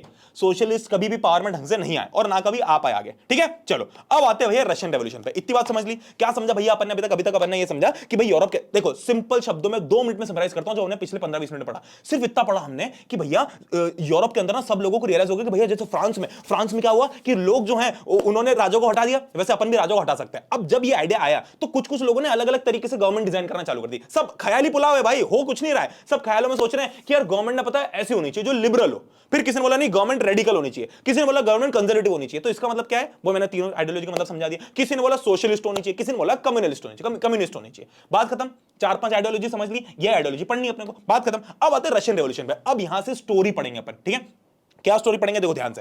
अपन ना साला रशिया में क्या चल रहा है, तो रशिया की पहले तो अपन कंडीशन देखेंगे कि रशिया में जिंदगी में हो क्या रहा है। फिर अपन देखेंगे कि वाई रेवोल्यूशन, क्यों रेवोल्यूशन हुआ, है ना। अब रशिया में ना एक बहुत इंटरेस्टिंग चीज है, जब रशिया के अंदर रेवोल्यूशन हो रहा था तब साथ साथ वर्ल्ड वॉर 1 भी चालू हो गया। ठीक है, तो जो लोग राजा के अगेंस्ट थे वो भी राजा के फेवर में आ गए। उन्होंने सोचा कि भाई ठीक है अपनी जैसे भी आपस में मनमुटाव है, बट अब अपन वर्ल्ड वॉर लड़ रहे हैं तो अपन पूरी दुनिया के सामने एक टीम होकर दिखना चाहिए, है ना। बट क्या हुआ, दिक्कत ये हुई कि राजा ने लोगों की सुनी नहीं, अब वहां से खत्म हो गया सब कुछ। अब बिल्कुल आसान भाषा में बता देता हूं अगले पूरे सेगमेंट में क्या होने वाला है। देखो अपन रशिया की कंडीशन देखेंगे। ठीक है, ध्यान से सुनते चलो। रशिया जो है ना वो यूरोप का सबसे लीस्ट इंडस्ट्रियलाइज कंट्री है। मतलब रशिया के अंदर इंडस्ट्रियलाइजेशन ढंग से हुआ ही नहीं है। जैसे जर्मनी, फ्रांस, यूरोप कैसे तेजी से बिल्कुल इंडस्ट्रियलाइज और फटाफट फटाफट इंडस्ट्रीज आ रही है और नई नई फैक्ट्रीज आ रही है और इकोनॉमी ग्रो हो रही है। रशिया में ऐसा कुछ नहीं हुआ, रशिया में सब कुछ बहुत स्लोली चल रहा था, रशिया में बिल्कुल किसी ने टेंशन नहीं लिया कि इंडस्ट्रियलाइज करना है, ठीक है। अब होता क्या है कि पूरी स्टोरी अगर मैं लॉन्ग स्टोरी शॉर्ट बताऊं तो रशिया के अंदर दो रेवोल्यूशंस होते हैं मेनली। एक होता है 1905 में 1905 में जब रेवोल्यूशन फेल हो जाता है, मतलब जब वो रेवोल्यूशन ये होता है कि राजा जो है वो कन्विंस हो जाए कि अपन साइन कर देते कि अपन पावर अपनी लिमिट कर देंगे, सेम जैसे नेशनल असेंबली के साथ हुआ था। और एक रेवोल्यूशन होता है 1917 में जब राजा को गद्दी से भगा दिया जाता है ना। तो ये दोनों रेवोल्यूशंस मेनली हमको पढ़ना है और इसके बीच 1905 से लेकर 1917 के बीच क्या क्या वो अपने को पढ़ना है, ठीक है। चलो अब 1914 में रशियन एम्पायर कैसा था बताओ। 1914 की बात क्यों करें भैया, क्योंकि 1914 से 1918 वर्ल्ड वॉर 1 चला, ठीक है। वर्ल्ड वॉर 1 अभी स्टार्ट होने वाला है, ठीक है। अब देखो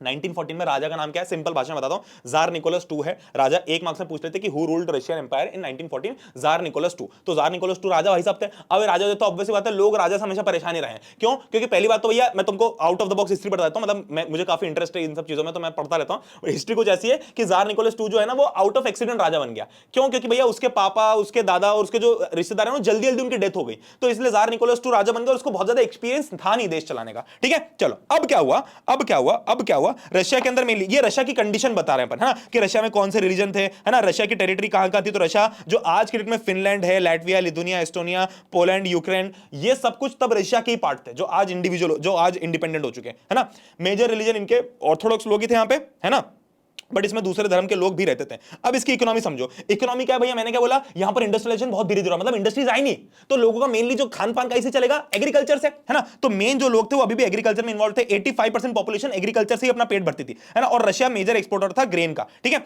अब देखो इंडस्ट्री बहुत कम लोगों के पास थी, है ना, और जो भी थी वो प्राइवेट प्रॉपर्टी थी, है ना। जो भी प्रोमिनेंट इंडस्ट्री ले रहा था वो कौन सा था, सेंट पीटर्सबर्ग, ठीक है। अब जितने भी क्राफ्ट्समैन थे वो प्रोडक्शन करते थे, बट क्या होता था कि जैसे मान लो कि कोई खिलौने बनाने वाला है, कोई हैंडमेड खिलौने बना रहा है, तो हैंडमेड खिलौने ऑब्वियसली महंगे होते हैं और फैक्ट्री में बनाओ खिलौना सस्ता भी होता है और फिनिशिंग भी ज्यादा होती है। तो जो क्राफ्ट्समैन थे ना इनका धंधा भी खत्म होने लगा, तो ये भी धीरे धीरे जाके वर्कर्स में एज अ वर्कर्स जॉब करने लग गए, ठीक है।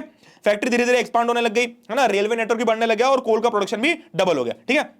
ज्यादातर प्रॉपर्टी प्राइवेट प्रॉपर्टी थी ऑब्वियसली, है ना। अब गवर्नमेंट क्या करती थी, गवर्नमेंट की एक बात अच्छी थी कि उसको ये थोड़ा दिमाग में था कि भाई वर्कर्स की हालत खराब नहीं होनी चाहिए, वर्कर्स को अपने को मतलब अपना सपोर्ट रहना चाहिए वर्कर्स को। तो इसलिए क्या करते थे, इंस्पेक्शन करते थे फैक्ट्री में जा जाके कि भैया टॉयलेट बराबर है कि नहीं है, वर्किंग आवर्स फिक्स्ड है कि नहीं है, इनको सैलरी टाइम पे मिल रही है कि नहीं मिल रही, फलानी चीजें टाइम पे हो रही कि नहीं हो रही है, मतलब वर्कर्स की कंडीशन कैसी है। अब दिक्कत क्या है कि भैया जो भी इंस्पेक्शन करने आता था, जो फैक्ट्री इंस्पेक्टर जाता था, मान लो मेरी एक फैक्ट्री है और फैक्ट्री इंस्पेक्टर आया मेरे यहाँ, तो मैं क्या करूंगा, उसको टेबल के नीचे से 100 की हरी पत्ती पकड़ा दूंगा। 100 की हरी पत्ती होती ना, नहीं अब तो 100 की नीली पत्ती होगी, तो मैं 100 की नीली पत्ती पकड़ा दूंगा और बोलूंगा कि सुन तू अच्छा अच्छा लिख दे मेरे बारे में, भले मेरे वर्कर्स की हालत खराब है बट मैं क्या करूंगा, उससे अच्छा अच्छा लिखवा लूंगा। इससे क्या होगा भैया, अपना काम बच जाएगा, ठीक है। चलो बहुत बढ़िया, ठीक है। अब कई बार वर्किंग आवर्स जो है ना 15 आवर्स थे, है ना, फैक्ट्री वर्कर्स के 10 से 12 घंटे थे और एकोमोडेशन इनका ढंग का था नहीं, है ना। अब ध्यान से देखो, अब मैं कंडीशन समझा रहा हूं कि उस टाइम देखो पूरे रशिया के अंदर, फिर से बता रहा हूं, तुम ना स्लाइड्स के ऊपर मत चलो, जो मैं बोल रहा हूं अगर तुमने एक सेकंड भी स्किप किया तो कभी नहीं समझ पाओगे, है ना। पूरे रशिया के अंदर दो मेजर लोग थे जिन्होंने रेवोल्यूशन के अंदर पार्ट लिया।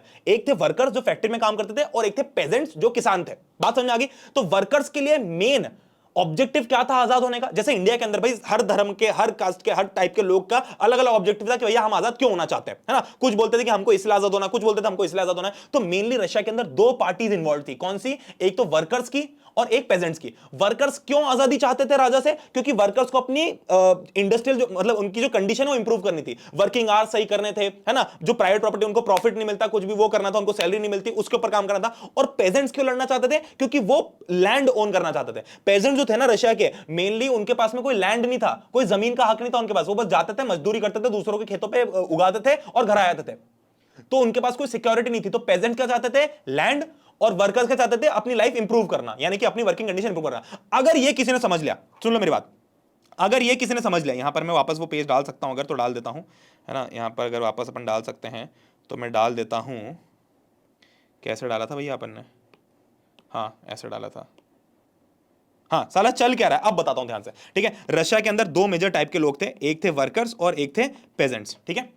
अब देखो ऑब्वियसली बात है यार, पेजेंट्स के अंदर भी अलग अलग डिवीजन होंगे, कुछ रिच पेजेंट्स होंगे, कुछ पुअर पेजेंट्स होंगे। वर्कर के अंदर भी लोगों का डिवीजन था, है ना। एक कौन से वर्कर्स थे, मतलब वर्कर्स भी अलग अलग चीजों से डिवाइडेड थे। एक तो उनके सोशल ग्रुप से डिवाइडेड थे कि भैया वर्कर आए कहां से, यूपी से आए हैं, बिहार से आए हैं, मध्य प्रदेश से आए हैं, महाराष्ट्र से आए हैं, कहां से आए हैं। तो बेसिकली वहां पर रशिया के अंदर भी ऐसे वर्कर्स डिवाइडेड थे कि भैया तुम आए कहां से, उसके बेसिस पे। और दूसरे डिवीजन था उनका स्किल्स के बेसिस पे कि भैया जैसे फॉर एग्जांपल अब बहुत सारे लोग मुंबई में यूपी या बिहार से अपने जॉब करने के लिए आते हैं। तो यूपी बिहार से बहुत सारे लोग मुंबई में टैक्सी चलाने वाले भी आते हैं और और बहुत सारे लोग दूसरे काम करने वाले भी आते हैं, या मतलब जनरलाइज नहीं करो बट इन जनरल कहीं कहीं हर जगह से कहीं ना कहीं लोग आते हैं। अब मान लो महाराष्ट्र के अंदर या मुंबई के अंदर 5 अलग अलग स्टेट से लोग आए, है ना, और जो टैक्सी चलाने वाले लोग हैं, एक तो डिवीजन कैसा हो गया कि भाई तुम करते क्या हो, तो एक ने बोला मैं टैक्सी चलाता हूं, एक ने बोला कि मैं फैक्ट्री के अंदर काम करता हूं, एक ने बोला कि भैया मैं ऑटो चलाता हूं। तो ये डिवीजन हो गया on the basis of their skills कि वो काम क्या करते हैं, और एक डिवीजन क्या हो गया on the basis of social presence कि वो कहां से आए हैं।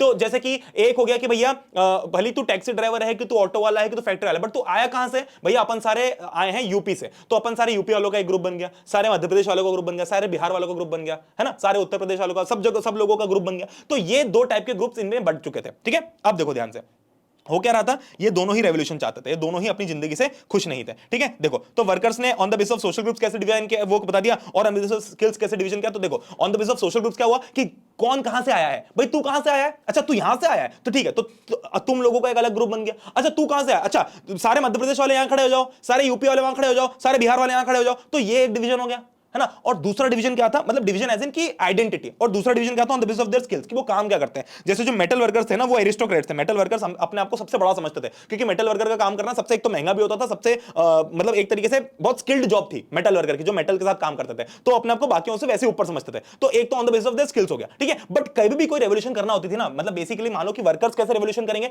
वर्कर्स क्या कर सकते हैं बताओ, क्या कर सकते हैं वर्कर्स, वर्कर्स स्ट्राइक पे चले जाएंगे, है ना। मान लो वर्कर्स का दिमाग खराब हुआ किस दिन के, अरे ना जो इंडस्ट्री का मालिक है अपने साथ में बहुत ज्यादा तेज चल रहा है, अपनों को ना इसको इसको सबक सिखाना पड़ेगा। तो वर्कर्स क्या करेंगे, मारपीट तो करेंगे नहीं, वर्कर्स क्या करेंगे, स्ट्राइक पे चले जाएंगे, मतलब अपन फैक्ट्री आएंगे ही नहीं, अपन फैक्ट्री के सामने बैठ जाएंगे, और क्या करना है करते को, मारना है तो मार हम सबको, हम बैठे यहाँ पर। स्ट्राइक देखेंगे ना तुमने, लोग धरने पे बैठते हैं, लोग प्रोटेस्ट करते हैं, तो सेम वो स्ट्राइक पे बैठे लग गए। तो जब भी ऐसी स्ट्राइक्स होती थी ना, तो ये दोनों यूनाइटेड रहते थे, मतलब ऐसा नहीं कि भैया अलग अलग है अपन। ठीक है, विमेन जो है वो 31% फैक्ट्री लेबर थी, है ना, और इनकी सैलरी हमेशा मेन से कम ही थी, मतलब हाफ तो 3/4 थी, मतलब एक मेन के जनरली मेन से कम कमाती थी, है ना। चलो अब कुछ वर्कर्स ने अपनी एसोसिएशन से बनाना चालू कर दी, है ना, जब अनएम्प्लॉयमेंट और फाइनेंशियल हार्डशिप चल रही थी। ठीक है, अब इन्हीं डिविजन्स के कारण जब भी कोई इन डिविजन्स के बावजूद जब भी कोई स्ट्राइक करनी होती थी तो हमेशा साथ में आ जाते थे, और ये स्ट्राइक्स ना बहुत फ्रीक्वेंटली हुई 1867 से 1897 और 1902 तक भी बहुत फ्रीक्वेंटली स्ट्राइक्स हुई।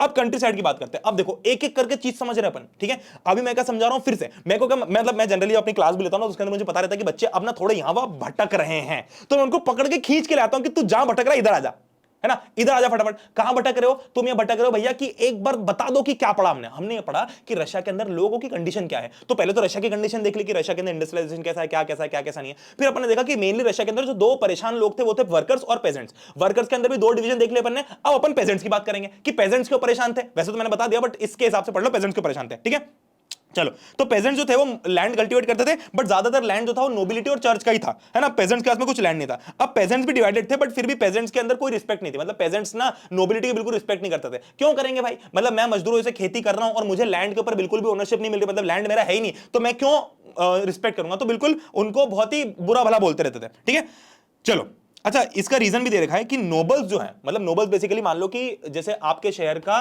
कलेक्टर, है ना, अब आपके शहर का जो कलेक्टर है वो आपकी चॉइस से तो बना नहीं, है ना, खैर वो अलग सीन हो गया, सिनेरियो हो गया, बट यहां पर समझो कि मान लो रशिया के अंदर कोई गांव है, उस गांव का जो भी नोबल है, यानी कि उस गांव का जो भी हेड है, या सरपंच समझ लो या वहां का रूलर समझ लो, कि उस पर्टिकुलर गांव का भी, भाई राजा तो सब जगह रूल करेगा नहीं, राजा ने सबको पावर दे रखी है ना, तो वो जो रूलर है वो लोगों की चॉइस से नहीं बना है, वो कोई इलेक्शन से थोड़ी बना है, वो तो जो जार निकोलस था, जो जार ने अपनी पसंद से वहां पर एक राजा बिठा दिया अपने घर परिवार का जो भी, तो इसलिए लोग इसको पसंद नहीं करते थे कि अपनी इच्छा से थोड़ी आए, तो राजा की इच्छा से आया, और राजा वैसे बेवकूफ, हम भी बेवकूफ, हम सब पागल बन रहे हैं। ठीक है, चलो पेजेंट चाहते थे कि भैया नोबल्स का जो लैंड है वो हमको मिल जाए। ठीक है, 1902 में इन्होंने भी कई बार रेंट पे करने से मना कर दिया, मतलब बेसिकली ये था कि लैंड की ओनरशिप किसके पास थी, इनको प्रॉब्लम किस बात है, इनको प्रॉब्लम इस बात थी कि भैया हम खेती करते हैं और उसके ऊपर रेंट भी हम ही भरते हैं।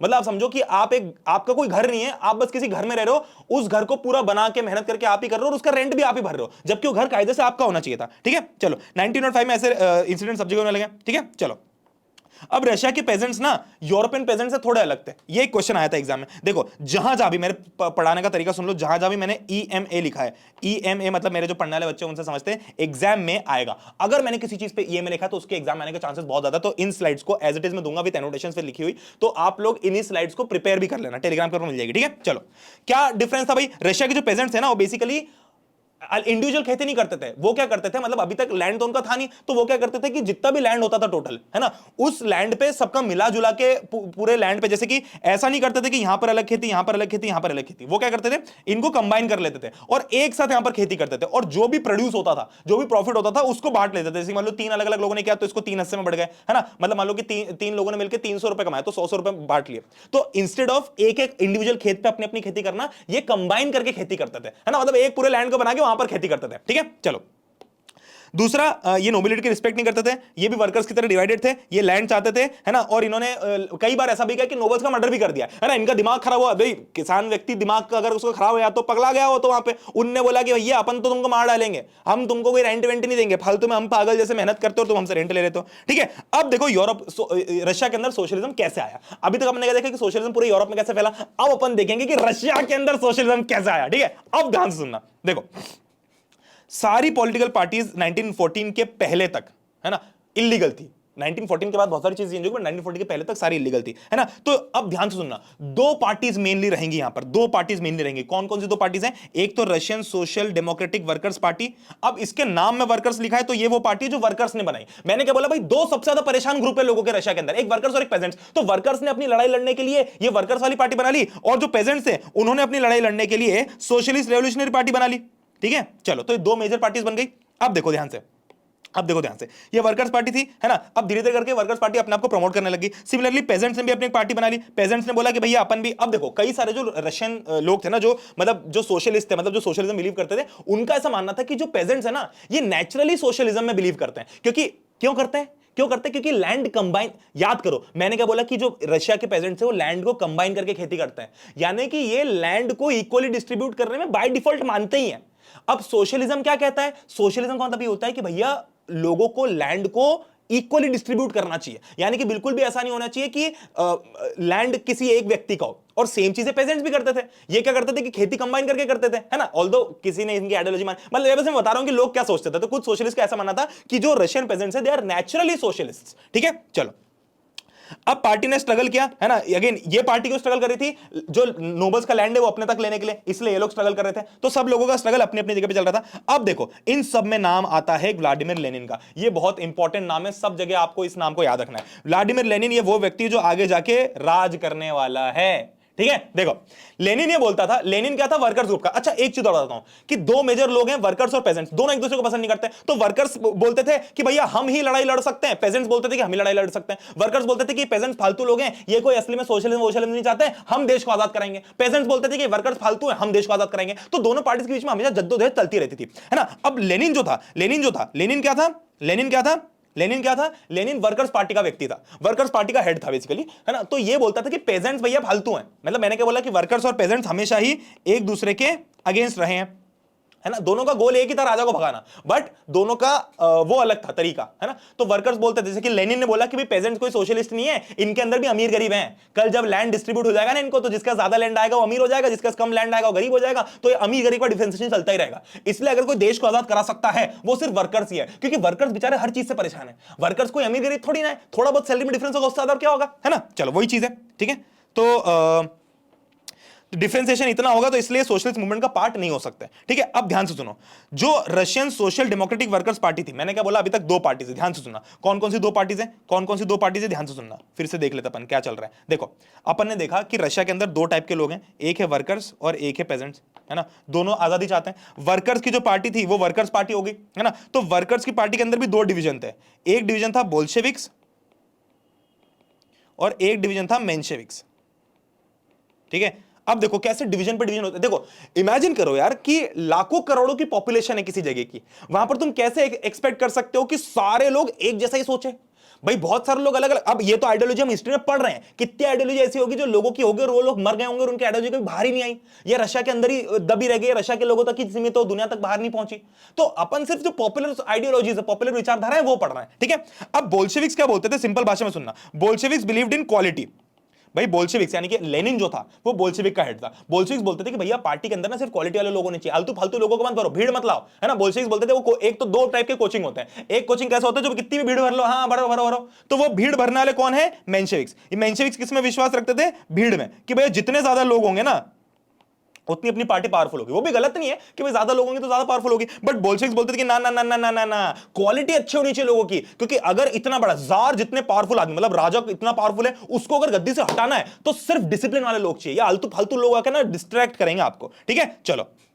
तो मेंशेविक्स जो थे वो माइनॉरिटी में थे, ऑल्दो मेंशेविक्स के अंदर, ध्यान से सुनना, मेंशेविक्स के अंदर लोग ज्यादा थे, लोग ज्यादा थे, बट इनका रिप्रेजेंटेशन बहुत कम था। मतलब इनको ना ज्यादा बोल्शेविक्स में आगे नहीं आने देता, तो बोल्शेविक्स के अंदर जो कम लोग थे ना, वो मेंशेविक्स के ज्यादा लोगों पे भारी पड़ गए थे। ठीक है, चलो। वो बोल्शेविक्स क्या बोलते थे? बोल्शेविक्स बोलते थे कि भैया they should work for revolution, discipline party होनी चाहिए और मेंबर और क्वालिटी कंट्रोल होनी चाहिए, है ना।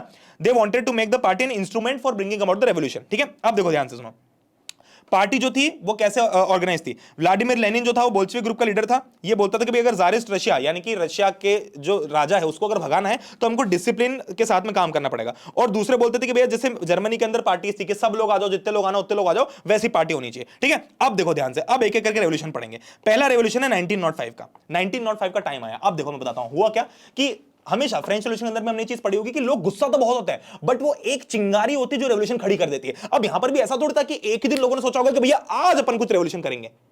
यहां पर बहुत टाइम से लोग परेशान थे ना, तो लोगों ने क्या सोचा, लोगों ने बहुत टाइम से सोचा सोचा सोचा, बट एक ऐसा इंसिडेंट हुआ जिससे कि लोग जो है वो बिल्कुल पागल हो गए और बिल्कुल सड़क पे उतर आए। ठीक है, क्या हुआ देखो।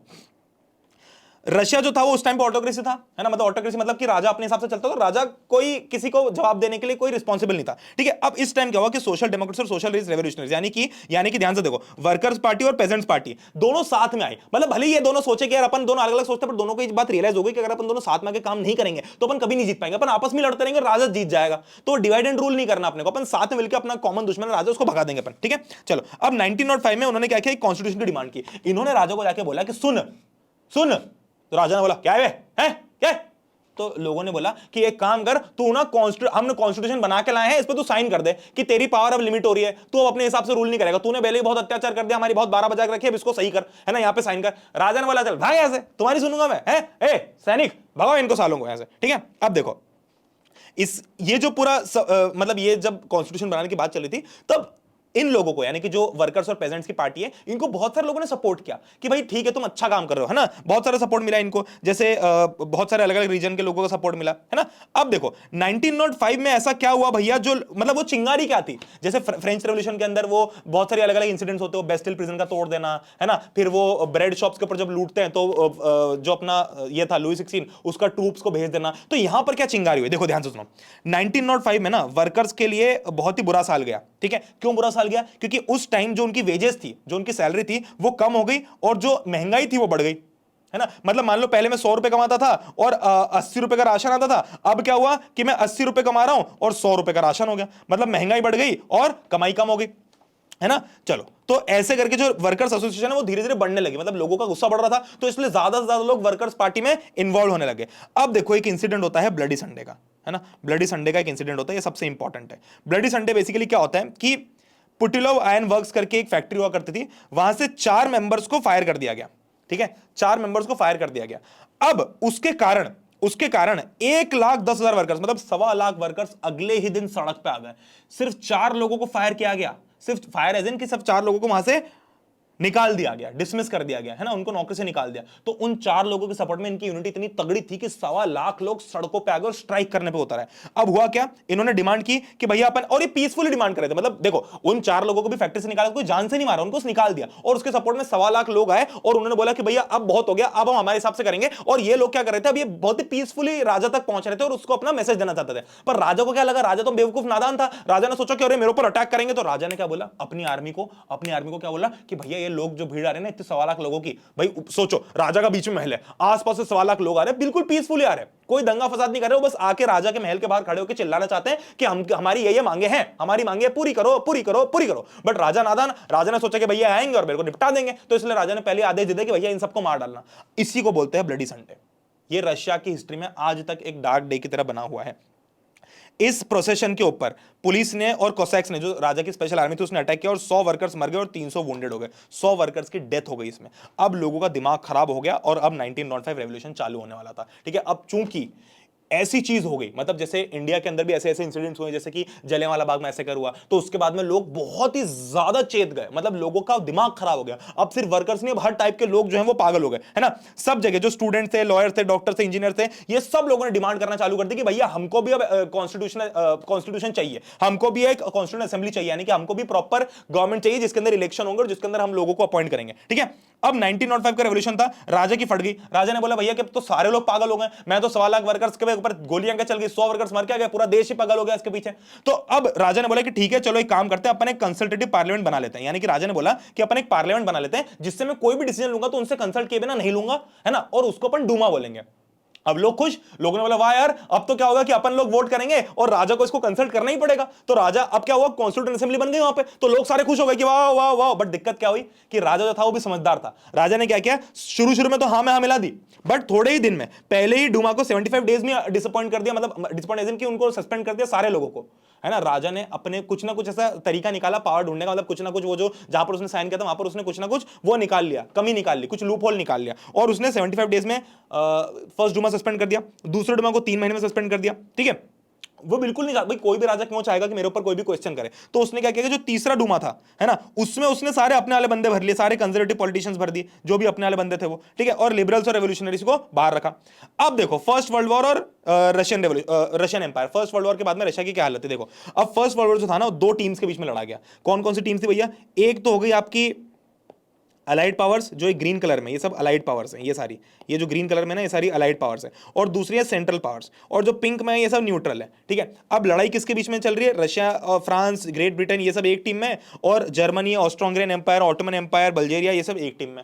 अब इनकी चल रही है लड़ाई, है ना, बहुत ही भयंकर धूमधाम से लड़ाई चल रही है। अब हुआ क्या कि शुरू शुरू में ना लोग राजा के सपोर्ट में थे, है ना, लोग राजा के सपोर्ट में थे, क्योंकि लोगों ने सोचा कि चलो ठीक है, जो भी अपने बीच में मतभेद है अपन राजा का तो सपोर्ट करें, बाहर दुनिया के सामने क्यों बताएं कि अपन अपने देश की रिस्पेक्ट नहीं करते, भाई राजा का सपोर्ट करता अपन तो बढ़िया। अब इस बीच राजा ने क्या मूर्खता की कि राजा को कायदे से क्या करना चाहिए था कि लोगों की सुननी चाहिए थी और डूमा की सुननी चाहिए थी, है ना, कि भैया वॉर चल रहा है ना, तो वॉर कोई फालतू चीज तो है नहीं, वॉर को बहुत स्ट्रेटेजी के साथ लड़ना चाहिए, तो जो भी एक्सपर्ट होंगे मिलिट्री में उनकी सुननी चाहिए। बट राजा ने क्या किया, राजा ने किसी की भी नहीं सुनी, राजा ने सुनी एक मॉन्क की, जिसका नाम था रेस्पुटिन। रेस्पुटिन एक पागल व्यक्ति था, मतलब बेसिकली ये था, मैं उसकी स्टोरी बताता हूं, वैसे चैप्टर में है नहीं। रास्पुटिन वो बाबा नहीं होते, वो बाबा जो सड़कों पे चलते हुए दिख जाते हैं अपनों को, है ना, तो वैसे एक बाबा टाइप का व्यक्ति था वो रास्पुटिन। तो उसने क्या किया, बेसिकली वो अपने आप को जादूगर बताता था कि भैया मैं सबकी बीमारी ठीक कर दूंगा। अब क्या हुआ कि जो जार था उसके लड़के को भी एक अलग प्रकार की बीमारी थी, और वो रास्पुतिन ने चमत्कारी तरीके से ठीक कर दी। तो राजा और उसकी वाइफ जो थे बिल्कुल रास्पुतिन के भक्त बन गए कि जो रास्पुतिन बोलो सही। तो राजा ना वॉर जैसी सिचुएशन में भी मिलिट्री एक्सपर्ट को छोड़ के रास्पुतिन बाबा के सुनने लग गया। बाबा तो बेवकूफ था, पागलों से घूमता रहता था सड़कों पे, तो लोगों को गुस्सा आया कि भैया ये पागलों की बात सुन रहा है ना, और हम वॉर हारते जा रहे हैं, तो इसलिए जो सपोर्ट इसके पास आना था वो भी चला गया, ठीक है। चलो, तो first world war eastern front और वेस्टर्न फ्रंट दोनों में अलग अलग तरीके से लड़ा गया, मतलब जो ये वाला हिस्सा था वहां पर अलग अलग तरीके से लड़ा गया, है ना, जो मतलब रशिया वाला हिस्सा था, और जो दूसरा हिस्सा था इधर वाला वहां पर अलग तरीके से लड़ा गया, ठीक है। चलो, वेस्ट में जो आर्मी थी वो ट्रेंचेस में लड़ी। ट्रेंचेस मतलब क्या होता है कि जमीन के अंदर गुफाएं खोद खोद के लड़ी, मतलब अलग अलग गुफाएं बना ली वो, और वेस्ट में ना ओपन एरिया में लड़ना चालू की, ठीक है। अब डिफीट बहुत गंदी थी, रशिया बहुत बुरी तरीके से जर्मनी से हार गया, और इनफैक्ट रशिया तो हारने ही वाला था वॉर, है ना, बट वो तो क्या हुआ कि एकदम से यूएसए ने एंट्री ले ली और यूएसए ने रशिया का हाथ पकड़ लिया, तो ये जीत गए, वरना ये तो हार ही रहते हैं, ठीक है। चलो, ठीक है, तो करीब करीब 70 लाख लोग मर गए 1970 तक। अब लोगों का जो पार हो चुका था, मतलब वॉर चल रहा था और इस टाइम लोग बहुत ही ज्यादा गुस्से में आ गए थे, ठीक है। अब सोल्जर्स ने बोल दिया कि भैया अपनों को ऐसा वॉर नहीं चाहिए। अब इंपैक्ट ऑफ वॉर, अब भाई जो वॉर हुआ इससे ऑब्वियसली बात है, वॉर से कभी किसी का फायदा तो होता नहीं है, वॉर से होना तो नुकसान ही है। तो यहां पर क्या नुकसान हुआ देखो, इंडस्ट्रीज जितनी पहले ऑलरेडी रशिया में इंडस्ट्रीज कम थी और कम हो गई। रशिया में वर्कर्स जो थे उनको सारों को आर्मी में भेज दिया, तो वर्कर्स भी नहीं थे, इंडस्ट्रीज चली नहीं, लोग मर गए, इकोनॉमी बची नहीं, कुछ नहीं बचा लोगों के पास में, पेजेंट्स की हालत खराब, सब कुछ खराब, है ना, सब कुछ खराब। इंडस्ट्रियल इक्विपमेंट डिसइंटीग्रेट होने लग गया क्योंकि मशीन चली नहीं रही, तो मशीन खराब हो गई सारी। रेलवे लाइंस खत्म होने लगी, जो भी अच्छे मैन थे, जो मतलब एबल बॉडीड थे, जो थोड़े ताकतवर थे, उनको वॉर बुला लिया गया, है ना। सारा जो सप्लाई था वो सारा आर्मी के पास चले गया। ब्रेड और फ्लोर जो था वो लोगों का बचा नहीं, और 1916 तक आते आते रायट्स बहुत ही कॉमन हो गए ब्रेड शॉप्स में। अब आते हैं फेब्रुअरी रिवॉल्यूशन इन पेट्रोग्रेड, ठीक है। अब होता क्या है देखो, 1917 में फरवरी के अंदर हालत बहुत खराब थी, है ना, वर्कर्स क्वार्टर्स और देखो अब एक चीज बताता हूं तुम लोगों को, है ना, अब फिर से देखो चल क्या रहा है, ध्यान से सुनो। रशिया के अंदर ना बेसिकली रशिया का जो कैपिटल था पेट्रोग्रेड, उसमें कैसा डिवीजन था कि बीच में एक नदी थी, शहर के बीच में एक नदी थी, उसको बोलते हैं रिवर नीवा। इसके लेफ्ट साइड में इसके लेफ्ट साइड में सारे अमीर लोग रहते थे, अमीर मतलब राजा महाराजा, और इसके राइट साइड में सारे वर्कर्स रहते थे, सारी फैक्ट्रीज यहां पर थी, है ना, जितना भी पॉल्यूशन वाला गंदा गंदा काम था वो सब यहां था, और यहां सिर्फ अमीर रिच क्लास लोग रहते थे, राजा महाराजा रहते थे, है ना। तो 1917 का फरवरी का टाइम था, लोग इतने गुस्से में थे, लोग इतने गुस्से में थे कि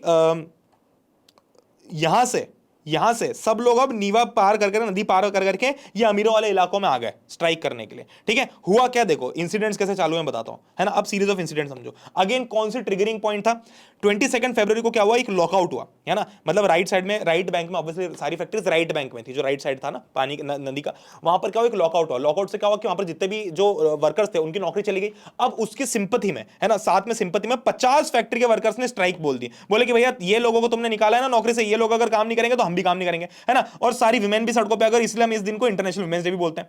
ये सब लोग लेफ्ट में जाने लगे, और लेफ्ट में जा जाके इन्होंने जितनी भी फैशनेबल बिल्डिंग्स थी, जो सुंदर सुंदर बिल्डिंग्स होते हैं ना राजा महाराजाओं की, है ना, गवर्नमेंट ऑफिसेज होते थे जो बिल्कुल सुंदर सुंदर बिल्डिंग्स, राजाओं के बड़े बड़े महल, इसके महल उसके महल, उन सब पे जाके कब्जा कर लिया जाके, है ना। मतलब नीचे जाके खड़े हो गए और चिल्लाने लगे कि भैया अब तो राजा को भाड़ में जाने दो। अब सुनो इंसिडेंट, सुनो क्या हुआ। ये कब की बात बता रहा हूं मैं, ये कब की बात बता रहा हूं मैं, ये कब की बात बता रहा हूं, ध्यान से सुनो। ये मैं बता रहा हूं तुम लोगों को 22 फरवरी की बात, 22 फरवरी के बाद 23 फरवरी को सब लोगों ने स्ट्राइक की, है ना। शाम तक सब घर चले गए। 24 और 25 को भी लोग वापस आए स्ट्राइक करने, है ना। तो 23 को स्ट्राइक की, तो राजा ने क्या किया, कर्फ्यू लॉन्च कर दिया। कर्फ्यू लॉन्च कर दिया मतलब कि भैया सब अपने अपने घर जाओ, तो लोग घर चले गए। फिर रात में उन्होंने सोचा ये तो गलत बात हो गई, अपन 24 और 25 को वापस लोग आए। अब 25 को ना राजा का दिमाग खराब हो गया। राजा पहले सनकी हो रखा था, राजा की सूझ पड़ नहीं रही थी कुछ भी कि अब क्या हो रहा है, तो राजा का दिमाग खराब हो, तो राजा ने क्या किया कि डूमा को सस्पेंड कर दिया। अब लोग जो ऑलरेडी गुस्सा थे, अब राजा को क्या करना चाहिए था, ऐसे में लोगों का साथ देना चाहिए था। राजा ने वो डूमा को सस्पेंड कर दिया। मतलब जो लोगों ने इतना लड़ झगड़ के ब्लडी संडे के बाद में 1905 में बड़ी मुश्किल से वो डूमा बनाया था, राजा ने उसकी भी 12 बजा दी और बोले कि कोई डूमा नहीं होगा, मैं ही हूं जो हूं। तो लोगों का दिमाग, लोग और गुस्से में आ गए। लोगों ने लगा कि ये तो बहुत ही ज्यादा हो रहा है ना, ठीक है। पॉलिटिशियंस भी अब बाहर आने लगे, है ना। डेमोन्स्ट्रेटर जो थे वो लेफ्ट बैंक तक पहुंच गए। 26 फरवरी को, 27 फरवरी को पुलिस के हेडक्वार्टर्स को भी लूट लिया गया। और ये सिचुएशन ऐसी होगी कि राजा को समझ में आ गया कि भैया राजा की आर्मी भी उसके साथ नहीं खड़ी है, क्योंकि अब आर्मी ने भी लड़ने से मना कर दिया। आर्मी भी परेशानी के साले वर्ल्ड वॉर 1 लड़ा तो रहा है हमसे, पर वो गधे राजपूतन के सुन सुन के लड़ा रहा है ना। हम वर्कर्स के पास में, वर्कर्स की हालत खराब है, सबकी हालत खराब है देश में, कोई खुश नहीं राजा से। तो अब जो राजा है उसको मजबूरी में आके 2 मार्च को अपनी गद्दी छोड़नी ही पड़ी, ठीक है। और यहां पर बनता है पेट्रोग्रेड सोवियत। सोवियत मतलब काउंसिल, मतलब group of people. Basically Soviet मतलब क्या है, एक ग्रुप ऑफ पीपल, ऐसा समझ लो, ठीक है। और सोवियत लीडर्स और डूमा लीडर्स ने मिलकर एक प्रोविजनल गवर्नमेंट बनाई, ठीक है। देखो अब राजा तो हट गया, है ना। राजा फाइनली जो है राजा हट चुका है। अब तुम सोचोगे भाई हैप्पी एंडिंग होगी, बिल्कुल हैप्पी एंडिंग नहीं होगी। देखो मैं बताता हूं क्या हुआ। राजा हट गया। अब राजा के हटने के बाद क्या हुआ कि भैया अब पावर में कौन आएगा, तो जो एग्जिस्टिंग जो लास्ट डूमा थी उसके मेंबर्स प्लस ये जो सोवियत काउंसिल थी, मतलब सोवियत काउंसिल कौन थी, जिसने ये जो पूरा रेवोल्यूशन लीड किया, मतलब जिसने भी सारे वर्कर्स को मोटिवेट किया यहां तक लाने का। तो उसमें जो वर्कर्स के जो ग्रुप्स थे, मतलब वर्कर के जो सोवियट्स थे, सोवियट्स मतलब काउंसिल्स, तो इन काउंसिल के जो हेड थे इन्होंने साथ में मिलकर, मतलब डूमा के मेंबर्स प्लस सोवियत काउंसिल के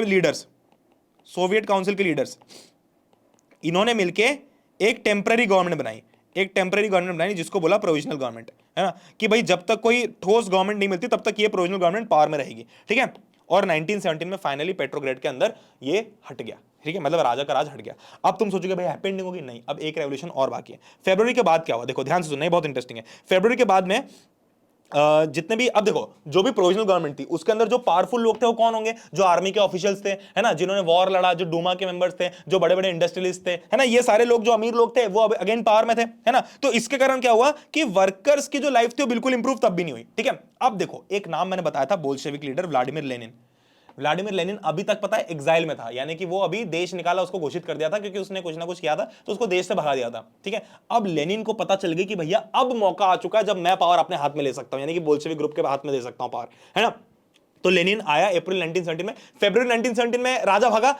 मार्च और अप्रैल दूसरे ही महीने आ गया, है ना। और आके इसने सब लोगों ने, मतलब बोल्शेविक्स जो थे उन्होंने खूब ओपनली वॉर का अपोज किया। मतलब बोल्शेविक्स को अब ये हो गया था कि अब दो दुश्मन हो चुके हैं पूरे रशिया के अंदर। एक तो प्रोविजनल गवर्नमेंट जो बनी थी, वो प्रोविजनल गवर्नमेंट किसने बनाई, डूमा और काउंसिल, जो सोवियत काउंसिल उसके लोगों ने। और दूसरी पार्टी कौन सी हो गई, बोल्शेविक्स की।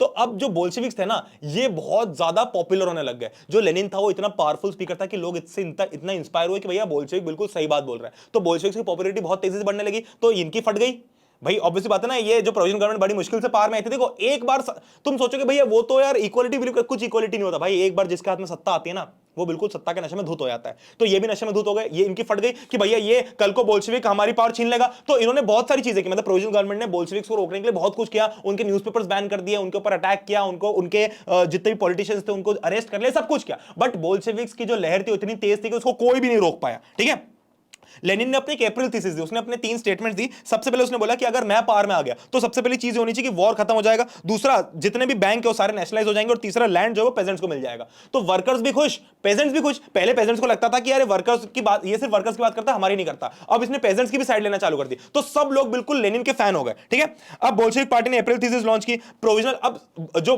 बोल्शेविक के जो बाकी मेंबर्स थे जो ऑलरेडी रशिया में थे, भाई रशिया के अंदर मेंबर्स थे बोल्शेविक पार्टी के, ये तो लेनिन को बाहर भगा दिया था ना। अब लेनिन जब वापस आया तो बोल्शेविक के लीडर शॉक हो गए सुन के। उनको लगा कि भाई ये जो लेनिन आया है अभी ये प्रोविजनल गवर्नमेंट का सपोर्ट करेगा, पर उसने उसका सपोर्ट करने के बजाय खुद पावर लेने के लिए नई नई स्ट्रेटजीज बनाना चालू कर दी। ठीक है, चलो अब वर्कर्स मूवमेंट देखो।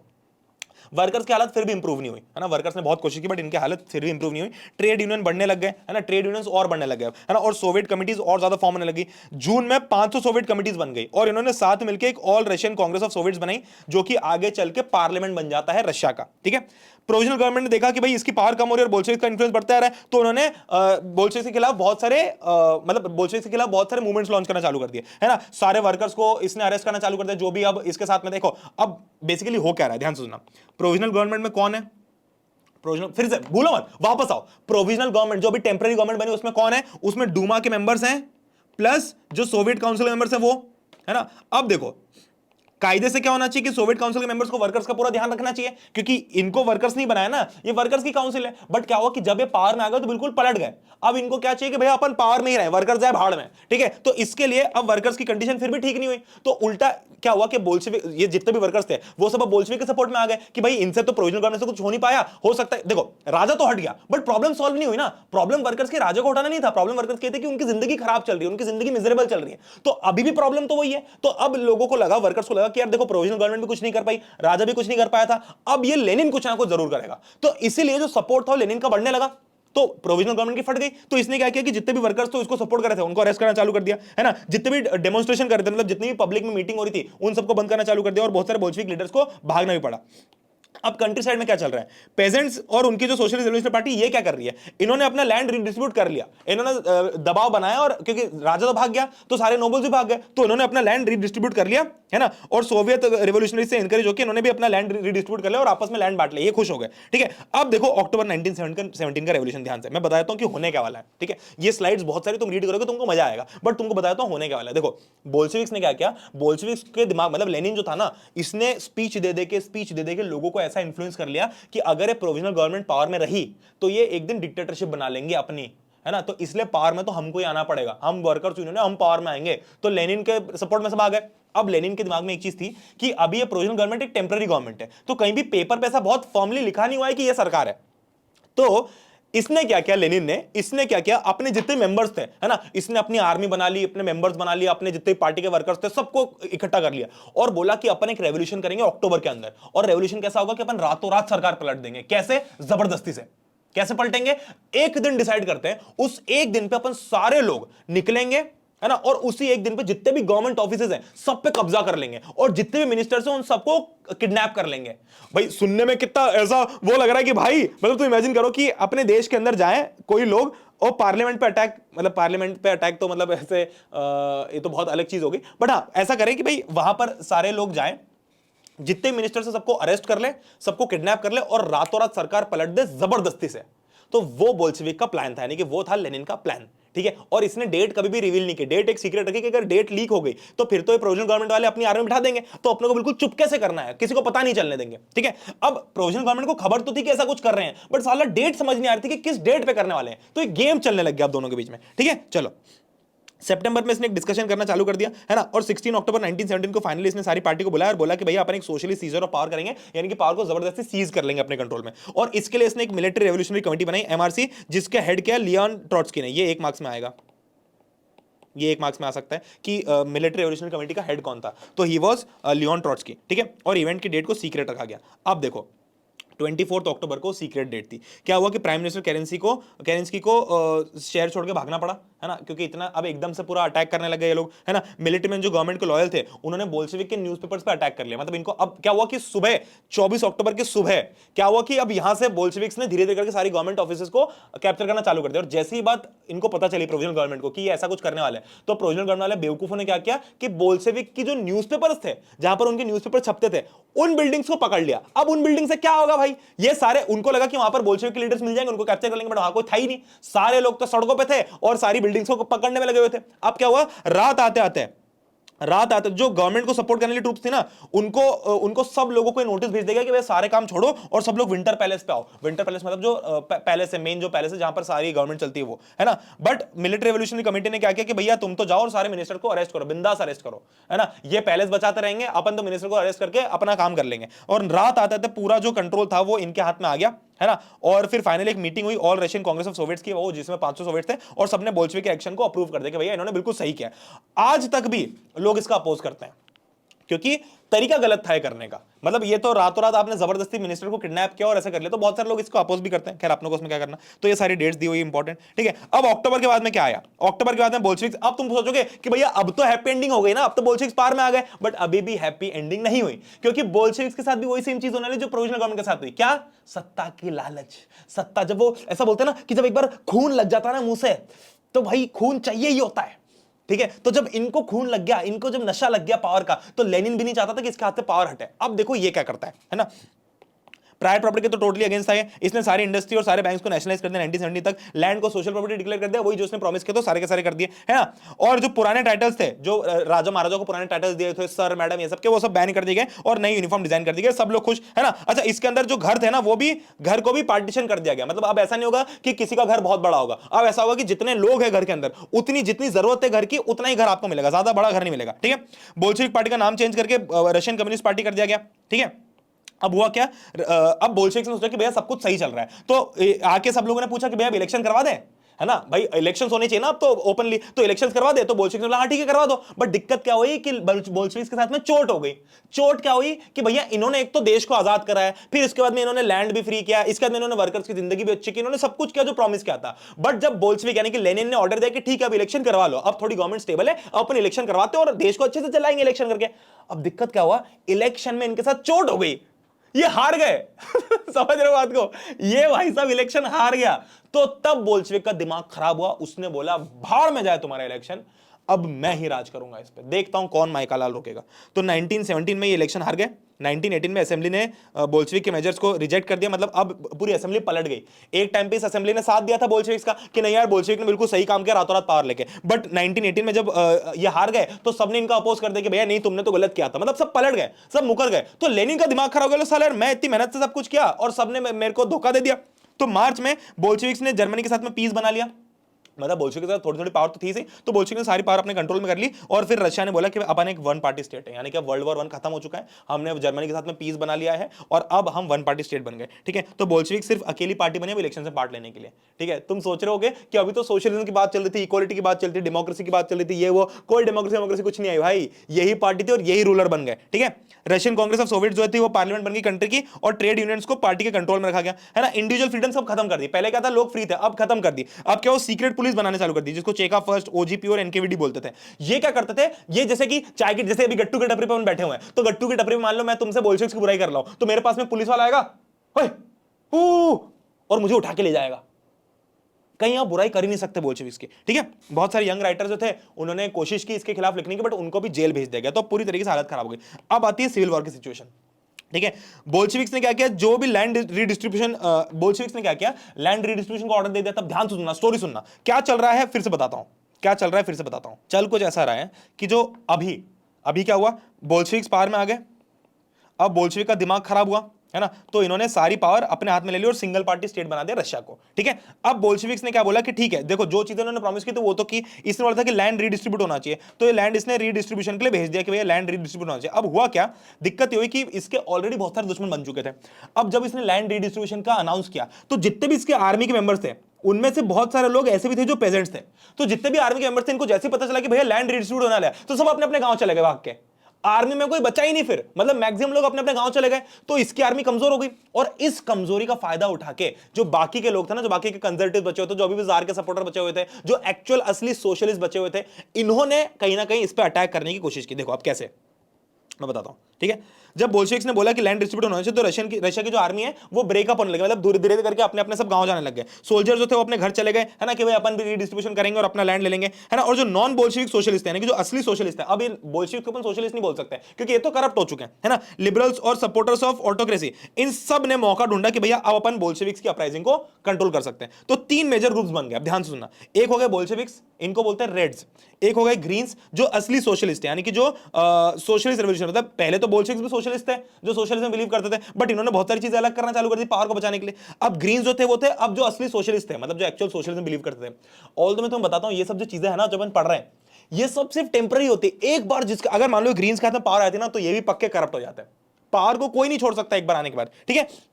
और अगले व्हाइट्स कौन है? प्रोजारिस्ट, यानी कि जो राजा को सपोर्ट करते हैं, जो राजा के सपोर्ट करते थे। 1918 और 1919 में ग्रीन्स और व्हाइट्स ने मैक्सिमम रशियन एम्पायर को कंट्रोल करे थे, है ना।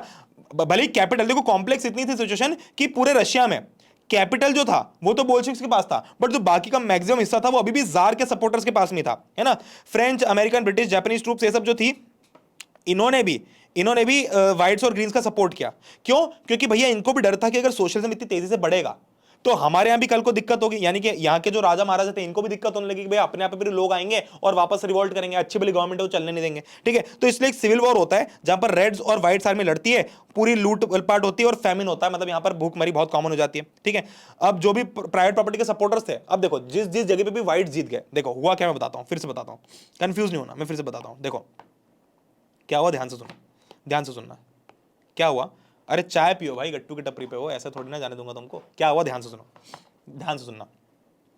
अब रेड्स वर्सेस व्हाइट्स का एक सिविल वॉर हो गया, क्योंकि व्हाइट्स को अब मौका दिखा कि भाई इसकी आर्मी कमजोर हो चुकी है, तो अपन इन पे अटैक करते हैं। तो अटैक हुआ, कुछ कुछ जगह जो रेड्स के पास थी, जब व्हाइट्स ने वो जीत ली, यानी कि जब प्रोजारिस्ट ने जीत ली, तो क्या करेंगे व्हाइट्स क्या करेंगे? जिन भी लोगों ने जैसे व्हाइट्स बिल्कुल अगेंस्ट थे इनके, तो जैसे जो रेड्स वाला एरिया था, है ना, कि मान लो कि ये एक शहर है, ये पहले बोल्शेविक के कंट्रोल में था, अब ये व्हाइट्स के कंट्रोल में आ गया, अब ये व्हाइट्स के कंट्रोल में आ गया, तो ये शहर के अंदर जितने भी पेजेंट्स थे, इनका तो लैंड रीडिस्ट्रीब्यूट हो चुका होगा, क्योंकि भाई बोल्शेविक्स ने बोला था कि लैंड डिस्ट्रीब्यूट कर लो। अब व्हाइट्स पावर में आ गए वहां पे, तो व्हाइट्स ने क्या किया कि जिन भी पेजेंट्स ने लैंड रीडिस्ट्रीब्यूट किया, मतलब जिसने भी बोल्शेविक का एक भी नियम माना होगा, उसको पनिशमेंट मिलेगी।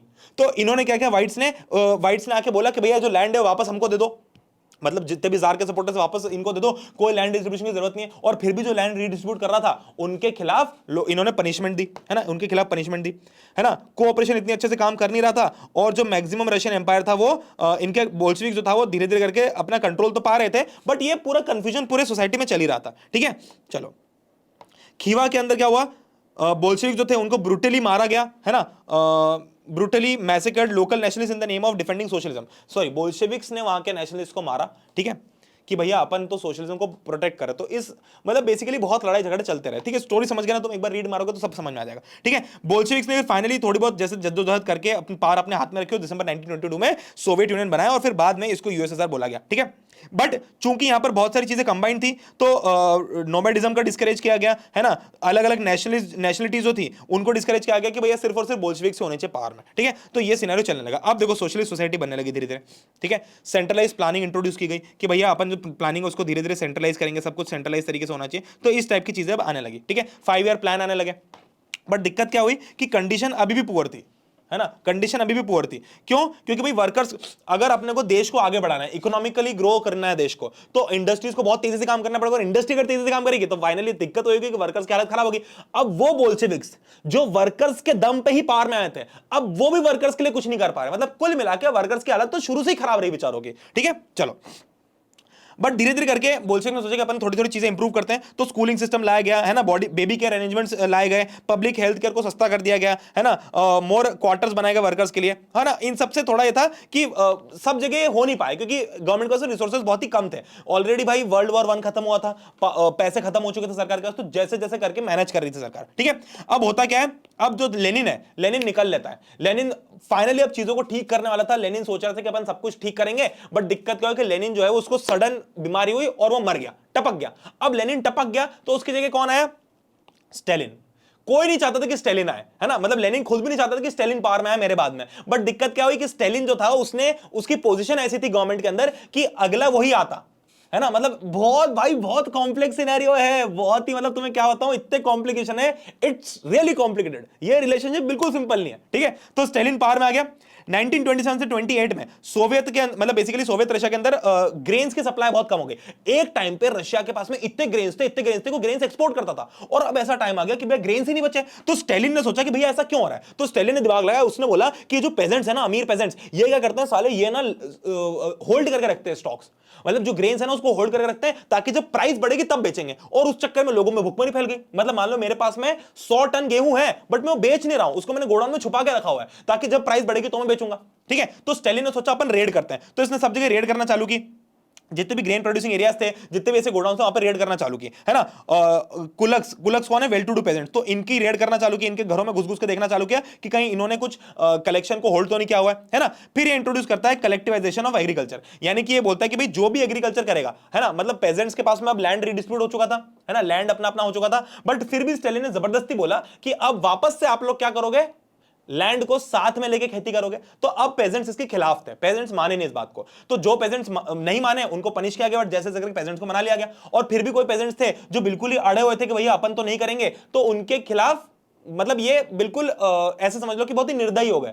जैसे अगर लोन देना होता था तो उनको लोन नहीं देते थे, है ना, उन तक पानी पहुंचने नहीं देते थे, उनकी फसलों को नहीं खरीदते थे, तो ये सारी चीजें होने लगी, ठीक है। चलो, पेजेंट जो थे वो लैंड पे काम करते थे, और कोलखोज, प्रॉफिट वाज शेयर्ड, प्रॉफिट को क्या बोलते हैं, कोलखोज, है ना। बट क्या हुआ कि पेजेंट्स को गुस्सा था कि अपन ये सब नहीं करना चाहते, तो इसलिए पेजेंट्स ने गुस्से गुस्से में अपना पूरा लाइफ स्टॉक डिस्ट्रॉय कर दिया, मतलब अपनी अपनी जो भेड़ बकरियां थी उनको मार डाला गुस्से में, ताकि राजा को पता चले कि भैया अपन कितने गुस्से में। तो स्टेलिन ने फिर भी बात नहीं सुनी, स्टेलिन ने फिर भी इनको पनिश किया, और धीरे धीरे करके जो भी कलेक्टिवाइजेशन के अगेंस्ट थे उनको बहुत ही बोला गया कि भैया ये सोशलिज्म के अगेंस्ट है, ठीक है। बेसिकली देखो, पेजेंट्स क्या बोलते थे, पेजेंट्स से बोलते थे कि भैया आप लोगों को कलेक्टिवाइजेशन नीचे, पेजेंट्स की भी बात सही थी, पेजेंट्स ने बोला कि यार तुम कलेक्टिवाइजेशन की तरफ मत जाओ ना, कलेक्टिवाइजेशन मत करो, हमको अपनी अपनी खेती करने दो, हम सोशलिज्म के अगेंस्ट नहीं है, सोशलिज्म बिल्कुल सही चीज है, बट कलेक्टिवाइजेशन मत करो, है ना। पर स्टेलिन ने इनकी एक नहीं सुनी, है ना, और स्टेलिन ने बिल्कुल इनको बहुत ही अनसिम्पैथेटिकली ट्रीट किया। बट दिक्कत क्या हुई कि कलेक्टिवाइजेशन इसने कर तो दिया, बट कलेक्टिवाइजेशन करने के बावजूद भी कोई कंडीशन इंप्रूव नहीं हुई, और तब भी फेमिन तो आया ही, और उसमें भी 40 लाख लोग मर गए।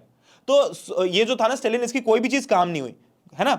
तो बहुत सारे लोग पार्टी के अंदर सोचने लगे भैया ऐसा क्यों हो रहा है। फिर आगे चल के प्लांट इकोनॉमी के ऊपर बातें होने लगी, नई सिटीज को, जो क्रिटिक्स थे, जो भी ऐसे लोग थे जो इसके खिलाफ जा रहे थे, उनको अटैक किया। मतलब कुल मिलाकर रहता कि अब स्टेलिन भी नहीं चाहता कि उसके खिलाफ कोई भी गलत बात जाए, ठीक है। चलो, अब पूरे इस सिनेरियो का ग्लोबल इन्फ्लुएंस क्या हुआ, पूरी दुनिया में इसका क्या इन्फ्लुएंस हुआ।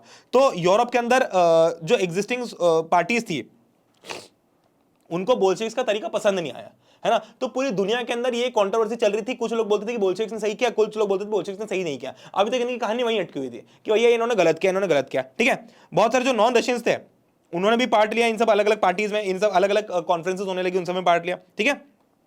सम received education in USSR communist university, है ना। और बाय द टाइम जब सेकंड वर्ल्ड वॉर आया तो यूएसएसआर जो था वो अपनी औकात बहुत बढ़ा चुका था। मतलब भले ही रशिया के अंदर जो भी प्रॉब्लम्स चल रही हो, है ना, अब क्या था, रशिया जो था वो यूएसएसआर बन चुका था। तो भले ही यूएसएसआर के अंदर जितनी प्रॉब्लम्स चल रही हो, लोग खुश हो ना हो, बट ये था कि रशिया ने अपने आप को धीरे धीरे करके इतना ग्रो कर लिया था कि अब सेकेंड वर्ल्ड वॉर तक रशिया की इज्जत बहुत बढ़ गई थी, है ना। क्योंकि रशिया के अंदर अब लोग ज्यादा थे, आर्मी बड़ी हो गई रशिया की, है ना। रशिया के अंदर इंडस्ट्रीज ग्रो होने लगी, धीरे धीरे करके देर दरस्त आए बट आ गए, मतलब देर है अंधेर नहीं वाला काम हुआ। तो वर्कर्स की सब कुछ थोड़ा थोड़ा ठीक होने लगा, और सेकंड वर्ल्ड वॉर तक आते आते रशिया की एक रिस्पेक्ट भी बढ़ गई सब जगह पे, ठीक है। बट 1950 तक जाते आते ये रिस्पेक्ट बिल्कुल खत्म होने लगी, क्योंकि क्या हुआ कि भाई सोशलिस्ट सरकार काम नहीं कर पा रही थी। मतलब मैं तुम्हें अगर एक वो बताऊं ना, एक राज की बात बताऊं, तो राज की बात यह है कि लोगों ने ट्राई तो बहुत किया, कि एक सोशलिस्ट सरकार बनाया जाए, बट अगर आप इतिहास उठा के देखो ना तो नेवर कभी भी ऐसा नहीं हुआ कि एक सोशलिस्ट सरकार ढंग से काम कर पाई है। क्योंकि देश को चलाने के लिए चाहिए होता है पैसा, देश को चलाने के लिए चाहिए होती है इकोनॉमी, और इकोनॉमी तभी ग्रो हो सकती है जब प्राइवेट प्रॉपर्टी हो। इंडिया के अंदर भी हमारा देश ग्रो हो रहा है, बिल्कुल अच्छी बात है, बट हमारे देश की जो मेन ग्रोथ के पीछे कारण जो कुछ इंडस्ट्रियलिस्ट है, जैसे रिलायंस है, टाटा है, अगर आप इनकी प्राइवेट प्रॉपर्टी छीन लोगे तो देश उतनी तेजी से ग्रो नहीं कर पाएगा। क्योंकि आप सोचो, कोई भी सरकारी कंपनी उतनी स्पीड से ग्रो नहीं करती जितनी स्पीड से प्राइवेट कंपनी ग्रो करती है। प्राइवेट कंपनी क्यों ग्रो करती है? क्योंकि उसमें जो प्राइवेट लोग हैं उनके एम्बिशंस इन्वॉल्व होते हैं, इसलिए वो देश ग्रो होता है। बट अगर किसी देश में प्राइवेट प्रॉपर्टी का कंसेप्ट ही नहीं है तो वो ग्रो कैसे होगी? उसमें लोगों का इंस्पिरेशन क्या होगा, उसमें तो लोग फ्री हो गए ना, लोग सोचेंगे कि भैया अपन कुछ भी करें अपने को खाने को तो मिलेगा ही सही, ठीक है। तो ये सारे सिनेरियो के कारण रशिया के अंदर ये सारे कंफ्यूजन रहे और सब रहा। अब एक बार क्विकली समराइज करते क्या देखा अपन ने, ठीक है। अपन ने देखा कि कैसे, पहले तो अपन ने सोशलिज्म पढ़ा, सोशलिज्म के अंदर अपन ने अलग अलग आइडियोलॉजीज पढ़ी कि भैया लिबरलिज्म क्या होता है, कंजर्वेटिज्म क्या होता है, कम्युनिज्म क्या होता है, सोशलिज्म क्या होता है ना, और ये सारी आइडियोलॉजीज क्या क्या होता है, कंजर्वेटिज्म क्या क्या होता है, ठीक है। तो ये लिबरल रेडिकल ये सब कुछ अपन ने पढ़ लिया। फिर अपन ने देखा कि भाई यूरोप रशिया के अंदर कैसे सोशलिज्म आया। तो रशिया के अंदर जो था वो इंडस्ट्रियलाइजेशन इतना तेजी से नहीं हो रहा था और लोग जार से परेशान थे क्योंकि वर्किंग कंडीशन खराब थी। 1905 का रेवोल्यूशन सबसे पहले होता है, जब 1905 में जो वर्कर्स हैं वो जाके पीसफुली प्रोटेस्ट करते हैं, बट राजा उन पर अटैक कर देता है। तो उसके अगेंस्ट में लोग बहुत पागल होते हैं और सारे लोग सड़कों पर उतर आते हैं। तो राजा इनकी बात सुन के एक डूमा बना लेता है, ठीक है भैया अपन एक डूमा बना लेते हैं, बट डूमा वो चलने नहीं देता। पहले डूमा को 75 डेज में सस्पेंड करता है, दूसरे को 3 महीने में सस्पेंड कर देता है और तीसरी डूमा वो अपनी मर्जी के लोगों को बना लेता है। फिर 19 ये सब चलता रहता है और इसी दौरान वर्ल्ड वॉर 1 आया था धीरे धीरे करके, 1914 तक वर्ल्ड वॉर आता है। तो लोग इसके सपोर्ट में खड़े होते हैं, बट फिर लोगों को रियलाइज होता है कि राजा अपनी तो सुन नहीं रहा, राजा किसकी सुन रहा है, राजपुतिन की सुन रहा है। तो लोग अगेन फिर से गुस्सा हो जाते हैं, है ना, तो लोग अपना सपोर्ट छीन लेते हैं। फिर एक टाइम आता है 1917 का, जब जो वर्कर्स है ना, जो राजा की आर्मी है, मतलब वर्कर्स इतने परेशान हो जाते हैं उस टाइम पे क्योंकि कुछ वर्कर्स मतलब कुछ फैक्ट्रीज लॉकआउट बंद हो जाती है क्योंकि भाई पैसे ही नहीं बचे। तो वर्कर्स क्या थे, सड़कों पे आ गए, है ना, और नीवा नदी को पार करके लेफ्ट साइड आ गए। अब राजा की फट गई, है ना। तो क्या हुआ 1917 में फरवरी में 22 फरवरी को उनको एक लॉकआउट हुआ। 23, 24, 25 ये 3 दिन वर्कर्स आए स्ट्राइक करने के लिए। 25 को राजा ने गुस्से में आके दूमा सस्पेंड कर दिया, तो लोग और गुस्सा हो गए। 26 और 27 को उन्होंने पुलिस के जो हेडक्वार्टर से उनको लूट लिया और फाइनली 2 मार्च को सिचुएशन आ गई कि राजा कुछ नहीं कर पाया और उसको अपनी गद्दी छोड़नी पड़ी। राजा ने अपनी गद्दी छोड़ दी, सबको लगा कि भैया अब सब कुछ ठीक हो जाएगा, बट अभी भी ठीक नहीं हुआ क्योंकि अब जो गवर्नमेंट बनती है वो प्रोविजनल गवर्नमेंट बनती है। प्रोविजनल गवर्नमेंट क्या सोचती है कि भैया अपन चला लेंगे सरकार, बट इसी टाइम लेनिन आया था। लेनिन बोलता है कि भैया मैं चलाऊंगा सरकार। तो इन दोनों के बीच में लड़ाई झगड़ा चलता है। लेनिन बोलता है कि भैया अपन एक दिन फिक्स करेंगे, फिर वो अक्टूबर में एक दिन फिक्स करता है और रातों रात पावर अपने हाथ में ले लेता है। कुछ लोग सपोर्ट करते हैं, कुछ लोग अपोज करते हैं। बोल्शेविक पावर में आ गए, फिर बोल्शेविक बोलते हैं कि चलो ठीक है अब इलेक्शन कराएंगे, ये अब तो इलेक्शन कराएंगे। पर होता क्या है, इलेक्शन हार जाते हैं। इलेक्शन हार गए तो लेनिन का दिमाग हो गया खराब कि एक तो ये लोग मेरे अब अगेंस्ट आ रहे हैं सारे के सारे। तो लेनिन बोलता है कि अब रशिया एक वन पार्टी स्टेट बनेगा। अब क्या है कि 3 हिस्से बन गए, रेड्स, ग्रीन्स और व्हाइट्स। रेड्स और व्हाइट्स के बीच में सिविल वॉर हो जाता है ना। मतलब कई सारी जगह पर ऐसा होता है कि रेड्स और व्हाइट्स आपस में लड़ झगड़ के मार रहे हैं, बट धीरे धीरे करके रेड्स जो है वो अपनी पावर को कंट्रोल करते हैं क्योंकि कैपिटल सिटी उनके कंट्रोल में थी। जो पेट्रोग्रेड था वो रेड्स के कंट्रोल में था। तो ये वर्ल्ड वॉर 1 खत्म करते हैं, धीरे धीरे चीजों को इंप्रूव करने की कोशिश करते हैं। अब लेनिन निपट जाता है। लेनिन निपटता है तो स्टेलिन आता है। स्टेलिन बोलता है कि भैया लैंड को कलेक्टिवाइज करके काम करो, ये मना कर देते हैं, जो पेजेंट्स मना कर देते हैं। तो फिर यहां पर वापस लड़ाई होती है और अल्टीमेटली जैसे तैसे करके यूएसएसआर जो है वो फिर भी लड़ाई झगड़ा चलते चलते थोड़ी उसकी पावर बढ़ती है, यूएसएसआर की रेपुटेशन बढ़ती है, बट 1980 तक आते आते वापस गिर जाती है क्योंकि सोशलिस्ट जो गवर्नमेंट है ठीक से काम नहीं कर पाए। ठीक है, चलो अब इसके कुछ इंपॉर्टेंट क्वेश्चन है जो आप लोगों को एज पीडीएफ मिल जाएंगे। वो क्वेश्चन अगर आपने कर लिए मेरी बात सुन के तो आपकी एग्जाम में इससे ऊपर कुछ चीज नहीं आएगी। With that being said, thank you so much. आज की गट्टू की टपरी की जो चाय थी वो 1 घंटे की होगी, थोड़ी लंबी हो गई, बट डिजर्व भी करता है। चैप्टर बहुत बड़ा है, वैसे तो चैप्टर 2-3 घंटे तक भी चले तो भी कम है, बट मैंने कोशिश की कि आपको 1 घंटे के अंदर पूरा चैप्टर कंप्लीट करवा दूं। तो गट्टू की टपरी की आज जो चाय थी वो 1 कप चली, 1 कप 1 घंटे तक चली। अब अगली चाय हम लोग पियेंगे अगले सेशन के साथ में। आप लोग कौन सा बताना आपको कैसा लगा कंसेप्ट। हम लोग मिलते हैं नेक्स्ट लेक्चर के अंदर। Goodbye, take care, love you all, जय हिंद, वंदे मातरम, सी यू, बाय बाय।